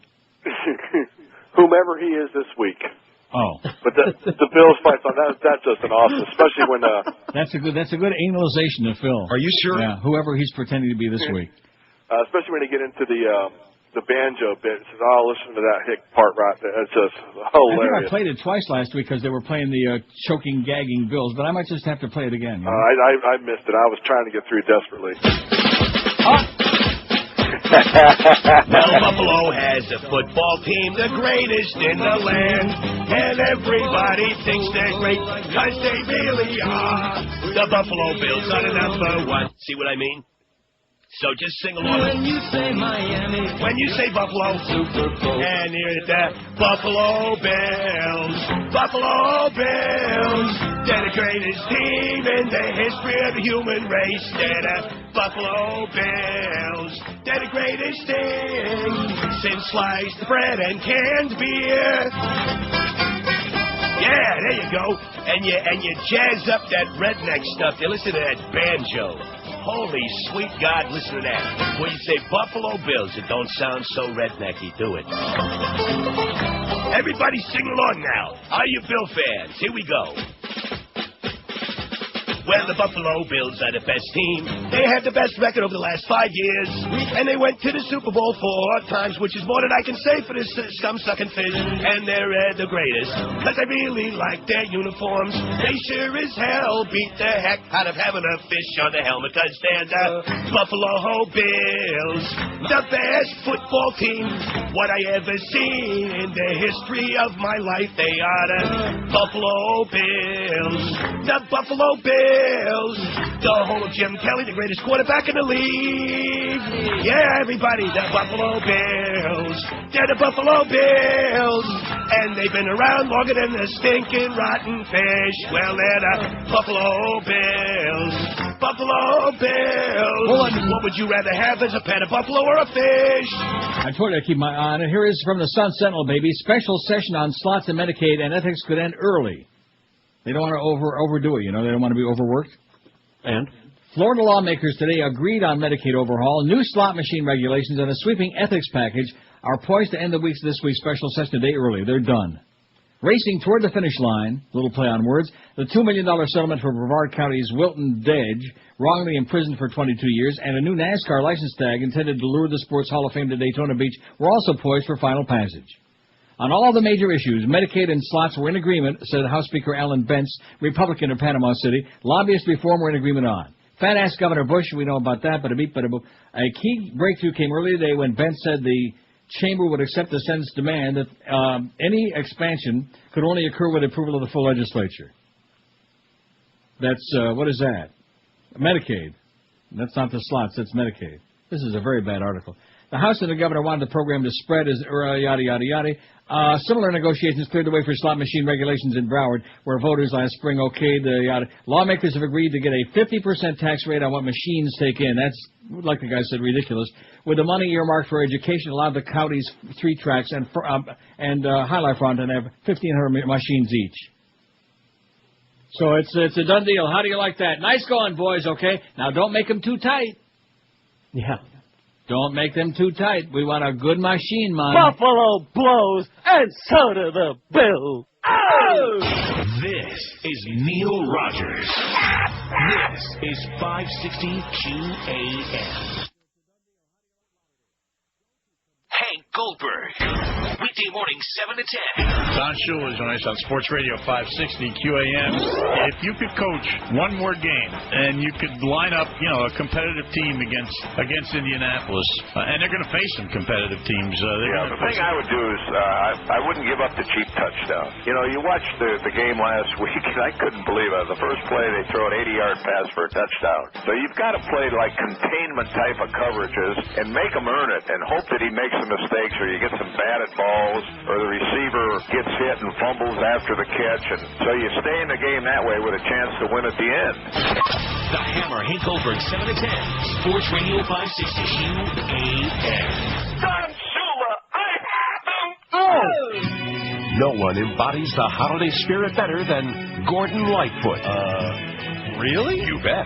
And now, Gordon Lightfoot takes his best-known song, The Wreck of the Edmund Fitzgerald, and gift wraps it around your favorite carols to create his new holiday album, Gordon Lightfoot Sings Christmas. You better watch out and you better not cry. You better not pout, I'm telling you why. Yes, Gordon Lightfoot is coming to town with a sleigh load of songs like this. On the first day of Christmas, my true love gives me a party in a pear tree.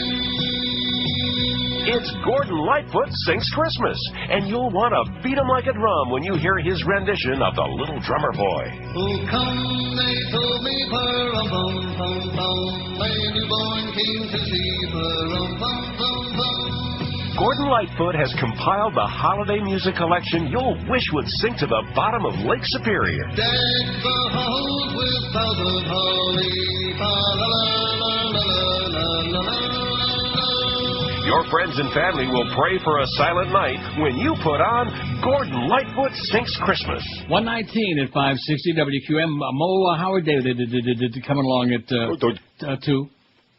Got a couple of baseball notes here that I'm sure Josh will be all whipped up to a frenzy about. And I want to apologize to Mike Piazza. I understand that this deal happened after I mentioned that he was going to sit on George's face. No, it didn't take very long, man. The power of Neil again. Oh, God. Mike Piazza's days with the Mets are over. See that? Well, I mean, you knew that. The Mets declined yesterday to offer a salary arbitration of their longtime catcher, cutting ties with one of the best hitters in franchise history. The move was no surprise, and now the 12-time All-Star is likely to join an American League team that can use him as a DH. You know what DH stands for, George? Designated hitter. No. Okay. Designated hind end. Now, that's just an afternote. Who cares about my pizza? Oh, anyway, speaking of pizza, Marlins Marlins purge continues as Todd Jones heads to Detroit. Were you aware of that? Now I am. You didn't know about that, huh? I didn't know about that. You know, something between getting the final story on there, which we probably had it before just about anybody because all the networks are in the middle of their soap operas and crap. It's just amazing the power of this show, man, thanks to this internets. Because certainly thanks to the people inside it, we got no information about anything. I mean, absolutely, unless it has to do with a ball game or some crap. I mean, some of this does, but nevertheless, it's just pathetic. Oh, we're going to get a news wire, Neil, and we're going to go 50,000 watts, and yeah, right, your mama. Lie and make up stories, but I'll take the cash. Tomorrow's payday, by the way, Clarence. Get with it. Todd Jones, who saved 40 games for the cash-strapped Marlins last season, is on the verge of finalizing a 2-year contract with the Detroit Tigers, according to a report on the team's website. The MLB.com story says the deal for the veteran closer is expected to be announced today, believed to be worth about $6 million. How do you like that? A free agent resurrected his career with the Marlins last season, but about 37 years old, returns to the team he played for nearly 5 years. The Tigers had traded him to Minnesota for Mark Redmond. Let's see. If the season started today, Miguel Cabrera would be the only holdover from the 2005 opening day starting lineup. Dontrell Willis and Nate Bump would be the... Nate Bump, who the hell is that? Really, a reliever. Well, if you want to call him that. Would be the only pitchers back from last day's opening day staff. This is not a fire sale. This is a demolition derby. This is a forest fire. They have absolutely eviscerated what used to be the Florida Marlins, and now you people are stuck with tickets that you don't want. You're going to have to go to court. You're going to in fact, Norma Kent, instead of emailing me earlier like he did about, here's his chance now he can, play for the Marlins because they got nobody else. And I emailed him back and said, no, but at least now you can take showers with him. Instead of that, he ought to be representing all these people. Call up Norma Kent, okay? He'll get a class action suit going. Just absolutely sue their ass, putting out a phony product. It's unbelievable. The players the Marlins have traded, Juan Pierre, Mike Lowell, Josh Beckett, Manny Mota. I mean, whatever the hell what was his name? Guillermo Mota. Guillermo. Well, you don't remember Manny Mota, baby. You don't know your old Pirates trivia. You better get with it. Guillermo Mota, Guillermo, Carlos Delgado, Luis Castillo, and Paul LaDuca. The players they lost to free agency or retirement, A.J. Burnett, Jeff Conine, Easley. Who the hell's Easley? Damon Easley. Oh, Damon Easley, that's right. I was thinking about Mike Easler. Oh, I hate the way that Al Michaels used to say. Mike Easler. I used to, scratch your nails on the fingerboard, on the blackboard, on the fingerboard. God, Mike Easler. Oh, Al, come on, cut it out. Al Fonseca, Valdez, Juan Encarnacion. Well, it's got too many syllables in it for me. Juan Encarnacion, Alex Gonzalez, and Jim Messier and Jones. Jim Messier, who the hell was that? Another pitcher? Another pitcher. Well, I don't know. I don't pay any attention to it anyway, but it just frosts my fat old ass, known as somebody who knows a little bit about it, about people that, spend money to go to support franchises, and they're always belly aching, if these people would just support the team. Well, guess what? There ain't no more team. There ain't no more Marlins, okay? The Marlins, as you knew them, are gone. They vanished right before they smeared on vanishing cream on the whole team, and they're gone. Nobody could have dreamed that in such a short period of time, he probably comes up to your kneecap, you know? He's probably about as tall as Jude Law without the talent. Oh, I forgot to look that up. What's that, Jude Law? How tall he is? I didn't know he was short. He's short, believe me, man. I've seen, 5'6'7", well, I don't know if I've seen it, but Matt Damon, I think, wanted to. 5'6'7", pound 560. Hey, Matt. You fairy. You're not fooling me. There are some people, not that it makes any difference, it's just fun to speculate. You know, it's no consequence, especially in today's enlightened age in Canada and in most of the free world. Not in the USA. He's but in a lot of 5'11". places. Huh? He's 5'11". Who is? Jude Law. Jude Law? Well, maybe he just hunches down a lot. 5'11"? 5'11", according to 3 sites that I just... I got the impression he was like a... You got to be kidding me. Maybe he hangs out with tall people all day. Is that what it is? No, you must... Are you looking up the right guy? You're looking up Jude Law? Oh, he's a little guy. Jude Law. Yeah. I was looking up Jude Law. Yeah. Look up Jumama. WQAM, hello. Hey, Neil. Yes, sir. How about if you poll them on Baccarat? Baccarat? Yeah. How about it? How about if you tomorrow? 5670560. Baccarat. But it is called Baccarat. I always thought it was Baccarat. They do say Baccarat. I know that. And he said that's for intellectuals? And, right. Good church. Also, since we're speaking of... got it on there yet? What am I asking you? I got to write it down. What about, like, is it Bridge that's the... On TV now. Oh, yeah. Is it Bridge or Poker that they're playing on TV? Well, they're playing Poker on TV, but which is the one that, like, only, suits play? I mean, Poker's a man's game. Me? You're asking me Poker's about a cards? manly man's game. Oh, you mean like Old Maid? Go fish. The fish. Hey, speaking of the fish, what happened to them? Oh, there's Condoleezza. Condorlier. That's going to be my new name for her, Condorlier. What a bitch. Anyway, what are we doing? Are we putting, Poker? Poker's not a sued game. No, Poker's for... it's not. I was talking about Bridge. Bridge. You said Poker. Okay, Bridge. And I said okay. I said if you like her.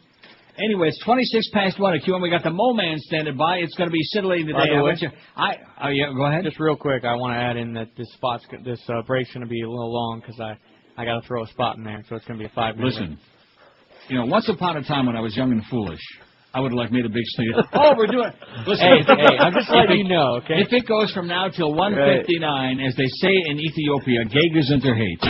This is Neil Rogers. This is 560 QAM. Oh, God. Do you love the delightful sounds of birds in your backyard, yet live in constant fear of avian flu? Well, now you can enjoy our feathered friends and be safe at the same time with the electric bird bath. Oh, hey, look, honey. It's a brown-headed cowbird.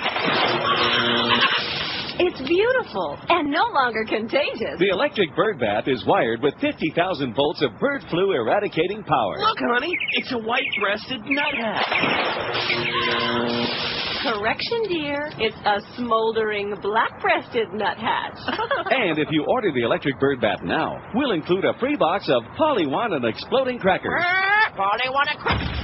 The electric bird bath, because dying of avian flu is for the birds. 1:32, and I haven't been ignoring your faxes. I just haven't been getting because I had a paper jam, and I didn't even realize that I had jam on it. Huh? No you big ever deal. put jam on it?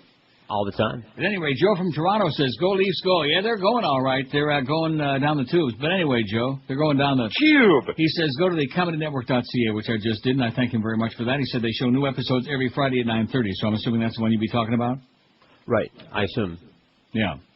Well, I mean, the one that I'm talking about with whatever the hell I was that. I mean, you should know if you watch it religiously. Right. Is that old? No. Brand new. No, the one that I was talking about. Oh, no, that's old, yeah. Okay, so the new one will be on Friday 9:30, which is just fine as wine, okay? I'll be sure in PV or DV, whatever. Now, here's some choices for the poll, which I apologize profusely, because one of them might be the winner. We better get this on there right away. Nuking Japan. Okay. Says the most shameful event perpetrated by the U.S. was the nuclear destruction of the undefended cities of Hiroshima and Nagasaki, which caused the burning death of over 360,000 men, women, and children. 360,000. Not to mention, of course, the birth defects that have gone on for like 60 years. How about the re-election of W for the poll, says Steve. I think the re-election, yeah, that's embarrassing, even though we just stole that one, too. But, yeah, that's, I mean, it fooled me once, shame on. How's that go? Fool me once, shame on, can't get fooled again. Maybe you got it narked out. Can't get fooled again. Whatever that is. And then, of course, the most important facts of all this story is just sensational. You probably thought I was ignoring these, didn't you? No. How long ago were you sending these? And I also got the one from Susie a second time, so. Did you? Yeah. Well, it said on the bottom, sorry for sending it a second time. Who wrote that? Her. Well, then why did you send it a second time? I didn't. Well, it came through a second time just so we didn't piss off Susie. Anyway, wait till the audience hears this. Williston, Vermont. Furloughed killer Greg Reed reportedly has landed a job working in a hair salon. Oh, God. Fantastic. Maybe you can get somebody in that joint to, like, give him a good haircut for once. Reed, who got out of prison this spring after serving nearly 17 years for arson and murder, is working for Best Cuts for Less, a salon at Taft's Corner in Williston, sources told the Caledonian Record. Taft's Corner, that's probably like the 12 Corners in Rochester at Monroe Avenue and Winton Road. Right across from my elementary school, dear Watson. Huh? Right kitty corner where Don and Bob's used to be. Oh, were those the days. And that frozen custard, to die for. I didn't have any ice cream yesterday because it was a Woodbine day. Is that how that works? Only one indulgence per day? No, I don't eat. I have my bacon in the morning, and I go there on Wednesday right at 2 o'clock, and I camp out there until I'm ready to come home, whenever I've lost enough or won enough, and I don't eat.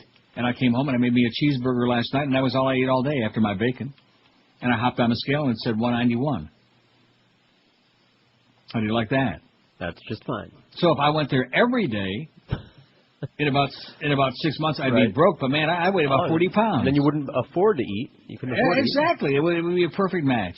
Anyway, Greg Reed is the former state representative from St. Johnsbury, Vermont, who served just one term in the Vermont House before his political career was cut short by a sex scandal involving a girl who'd been a page in the legislature. Oh, goodness. Oh, my God. A sex scandal involving Greg Reed. It was a real page-turner, I understand. He returned to St. Johnsbury, and years later he bought a commercial building on Eastern Avenue. The property housed, among other things, a hair salon now run by his ex-wife. Greg Reed has an ex-wife. Well, we knew that. A plan in '84 to collect insurance money on that building led to the arson for hire scheme. Then Reed helped murder one of the two arsonists to prevent that man from talking to investigators. Reed was arrested on the murder charge in summer of '84, and I guarantee a lot of people who worked for QM would tell you he's killing them. And until recently, he'd been imprisoned. Technically, he is still a prisoner, though as a furlougee, he is not. Oh, that's a new word. We just learned one, boys and girls, a furlougee. That's for real. He is now serving time outside prison walls. He was placed in the Colchester area about 2 months ago, exactly where officials ain't be saying. During all of those years, Reed apparently kept up his state license as a cosmetologist. How do you like that? So there you go. Well, it's always good to have something you can fall back on, you know. Greg Reed, yeah. So that must be connected to some of those stories that are floating all around, you know what? I mean, if I had a chance to go to work in a hair salon, I think I'd certainly grab it. Well, yeah. Remember what William Holden said to Howard Beale? Grab it. You want to be an angry prophet denouncing the hypocrisies of our times? Well, what's wrong with being an angry prophet? Well, then grab it. That's a great scene. They're all great scenes, but I'm trying to, I'm not going to convince people. It's just like that crap you started yesterday about, well, guys have thicker skin. First of all, let me just tell you something about the guys in this business. I don't want to mention any names. I don't want to get into personalities. Most of the guys in this business have real thin skin. Yeah. Is there any debate about that? No. Not thick skin. In addition to which, having thick skin means it's tougher, so it doesn't mean that you look better longer. It means that you're, like, aging faster. You have your particular taste, but nevertheless. Trust me when I tell you, okay? Right, whatever you say. Thick skin, and see, you're obsessed with that foreskin. Right, that's it. Being Jewish myself, I dispensed with that literally and figuratively and then, of course, I started traveling through Europe, and it all of a sudden made a big comeback. I'll bet. It's everywhere. The unwashed masses, they're everywhere. Anyway, 1,140 votes on the poll. That's good. I have my taste. George Oliver, if I were you, I got a good idea for you. Stick with the ladies, okay? Trust me. Yes, stick with the females. You're making the comparison, but other people can't. That you're comparing men and women, but a straight guy can't. Oh, so in other words, I can't tell a beautiful woman when I see one? Is that what you're telling me? No, but see, you don't like women, all right? I'm listening. Get the shovel out, Josh. He's digging a hole here. Hop right into it. You don't like women. They don't look good to you. What do you mean I don't ever. like women? That's not true. What kind of a statement is that?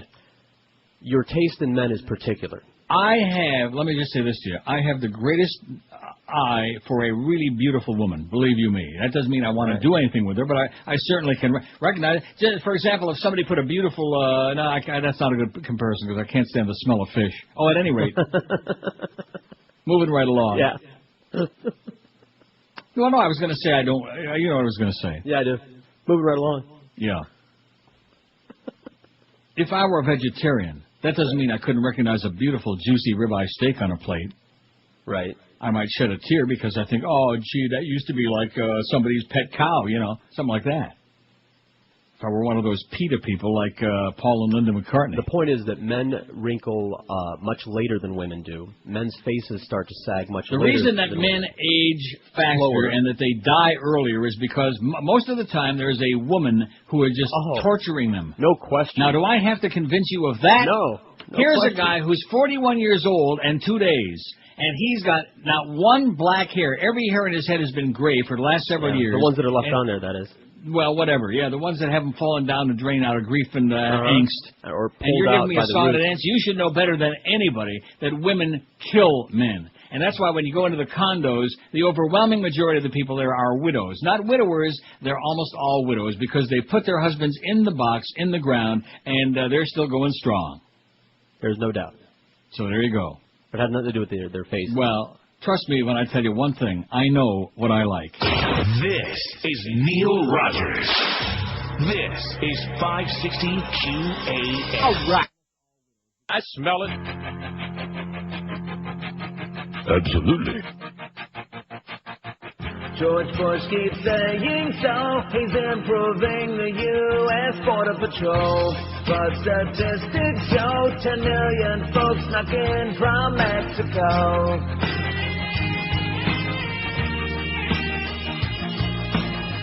They're hiding in the trees. When they're caught, the feds just set them free. They get fake IDs for 30 cents to mow your neighbor's lawn. Your neighbor's lawn, your neighbor's. Our borders have more holes than a slice of Swiss cheese. Looks like we'll be cooking up more hot tamales. Sometimes I wish I had a fence around me, but I need a maid for my home. 145 at QAM, breaking a tradition of openness that began in 1816. The Bush administration has, without explanation, withheld the names and work locations of about 900,000 of its civilian workers, according to a lawsuit filed Tuesday. Citizens have a right to know who's working for the government, said Adina Rosenbaum, attorney for the co-directors of the Transactional Records Access Clearinghouse, a research group at Syracuse University, who sued under the Freedom of Information Act to get the data. Since 1989, TRAC has been posting on the Internet of a database with the name, work location, salary, and job category of all 2.7 million federal civilian workers, except those in some law enforcement agencies. The data are often used by reporters and government watchdog groups to monitor policies and detect waste or abuse. Recently, the Union of Concerned Scientists and Public Employees for Environmental Responsibility used the database to identify and locate U.S. Fish and Wildlife Service scientists for a survey. Many of the scientists complained of political intervention into their research. TRAC used the data to monitor the Bush administration's promise to increase security along the Canadian border after 9/11. 6 months later, TRAC found Border Patrol agents on that border were up from 331 to just 346. Another year later, the number had reached 515, but not one was assigned to the Canada-Alaska border, despite Alaska's potential strategic targets. The New York Daily News used the data to find the names of guards at a federal detention center where prisoner abuse was alleged. Another reporter used it to find the names of TSA guards assigned to New York's LaGuardia Airport to pursue cargo theft allegations. Secret governors are incompatible with a free government, the TRAC co-directors wrote the Federal Office of Personnel Management last February the 2nd when the agency withheld the data. Basic information about the employees who carry out the day-to-day actions of government is critical for meaningful public oversight, which, of course, the Bush administration doesn't want. They are David Burnham, former New York Times reporter who directs TRAC's Washington office, and Susan B. Long, a Syracuse University professor who runs its upstate New York orifice. The suit was filed in federal court in Syracuse. OPM spokesman Mike Orenstein said the agency wouldn't comment until it had time to review the lawsuit. You're living in a Nazi country, man, and most of the people are oblivious. Oh, shop till you drop, baby. It's holidays. It's Christmas in Chinooka. And all this other crap. They always got you busy with some crap. You know, everybody, if it's not the hurricane, it's a tornado. If it's not the tornado, it's some other caca, you know? Whatever the hell it is. They're torturing me, I'll tell you that. And you're not even here. Huh? And you're not even here. Exactly. They're torturing me vicariously by long distance. Are we set with this poll for tomorrow or what? What do you think? I think we got a lot of good place to start. A good place to start is right at the beginning. Something or someone strictly for pseudo-intellectuals. Reminds me of that bit where it says, I got something only for girls. But anyway. Jazz, Paris, Kabbalah, Dennis Miller. Did I say that right? Kabbalah? Kabbalah, Dennis Miller, Dave Matthews Band, Blair Witch Project, Pulp Fiction, Jeopardy, Suchi, oh God, poetry, classical music, chess, polo, baccarat, and bridge. In fact, maybe some of our people could jump off it. I can think of several right now. Bridge. Are they actually showing bridge on TV? I thought it was No. You're the one that said that. Well, that's the big new thing that people are playing now. Bridge. Is that what you're saying? No, but like they have that article in the newspaper about it, how to move, and the only people that I know that play bridge, what moves to make. The only people that I know that play bridge are real. Are you knocking Charles Gorin now? Who? Celebrity Bridge. That's a show that was on before you were born. I bet you Boca Brian knows what I'm talking about. He ain't too boring, that Charles Gorin. Yeah, watching people play cards on TV. I mean, that is really. I have no life. Holy, I'd rather watch people play golf, and I'd rather be dead than watch that. But watching people play cards, and of course now the big poker, it's on all over the place. It's on right now. Excuse me. It is? Yeah, on one of those. On what, the poker channel? The Deuce. The douche? The World Series of Poker. Oh my God, the World Series of Poker. Are you serious? Speaking of serious, Howard just had a bad bowel movement. You got to hand it to him, man. He manipulates the media like they're on the end of a string, like they're a bunch of marionettes, like in that Team America. I mean puppets, excuse me. That's right, Muppets. Yeah. He's got them on a string, and every time he just pulls the string, okay, what do you want? Whatever you want, Howie. No problem. That's the biggest thing he's got going for him is the manipulation of the media. In fact, I would say second only to the Bush Nazis, he's got the greatest control over the media. He was on the Today Show, the Tomorrow Show, the Tonight Show. He's been all over the place. Even 60 Minutes, for Christ's sakes. Not that they do puff pieces on there, you understand. Right, no. But, of course, what's-his-name's been on there twice. Ricky. Wasn't he on there twice, I think? Who? Ricky Williams. Yeah. Yeah, he's been on there twice already. That goes to show you the phenomenal job that CBS is doing. Of course, they've been declawed a little bit. They don't want to get too carried away. If they would just take their whole staff, they could save a lot of money there. They're always bitching about expenses. They could save a lot of money. Just repeat the documentaries that the CBC does, eh? Just take those passionate eye shows and put them on where somebody might appreciate it in America and see what the hell really is going on behind the scenes with all these grave robbers. With all these people dying based on every single day. 20 people died over here. 30 died over there. How many? About 30, man. And 4 more Americans here and 6 more over there. It's like almost 2,200 now. Every single day. And all because they sat and plotted and planned all this crap. I gave you a pack of lies about mushroom clouds and all. Although I do like mushrooms. I love shrooms. Sure. Man. You ever have a portobello mushroom that's like a meal? It's like a steak. Yeah. As a matter of fact. Big. Oh, man. That is just phenomenal. Of course, mushrooms are a fungus. What's wrong with that? Well, if there's a fungus among us, don't you think there might be a fungus? Although I don't like shrooms on pizza, I will say that. See, he makes me think of pizza again. Well, I'm thinking of it so much. I might just go to the market and get me one of them frozen pizzas. I don't eat pizza because it sends of all the things that I could eat, it sends my blood sugar skyrocketing. Yeah, well, to the moon. Huh? Don't. But it sure sounds good, like one of them DiGiorno. It tastes like delivery, but it's not. It's a little stringy, and it tastes like delivery, but it's not.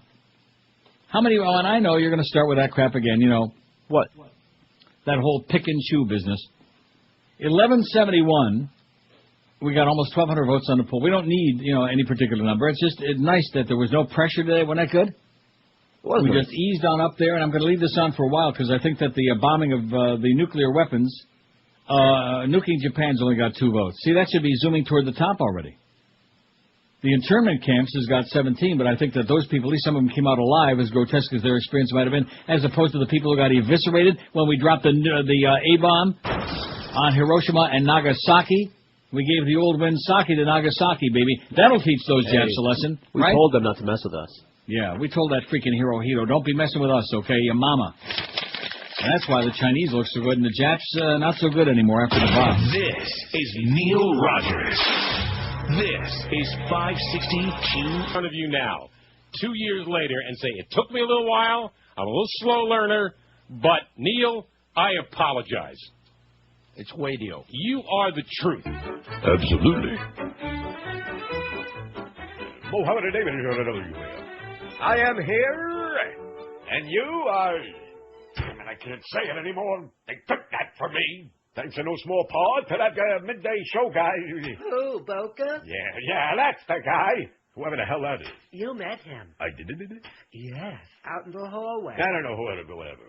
Let's take some calls then, shall we? Prestigious Bud Collier City. Hello. Yeah, hi, Mo. Yeah, what do you know? What do you say? When are people gonna realize this?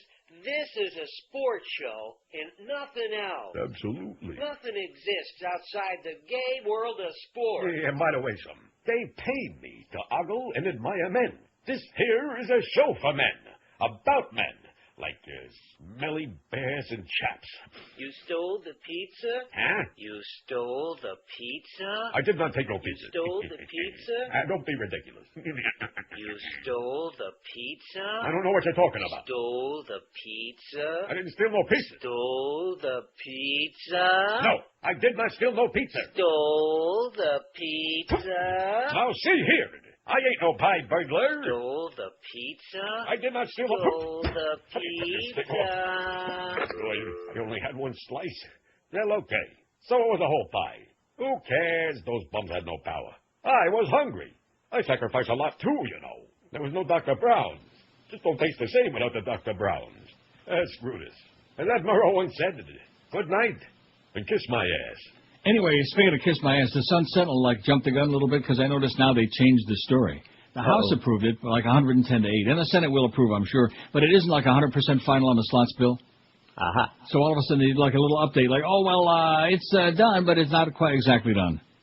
So until the last signatures are dry in the paper, don't ever count your slots until they till you hit a good machine, man. Anyway, we got the Momeister standing by next, which ought to be real tweet. Then we got Mad Dog at Seminole Hard Rock 4 to 7. Lenny Martez and Troy Stratford, a show that'll go down in infamy. Panthers preview with 10, the Panthers and the Sharks in San Jose. Butch up, please, Gilly. Bye.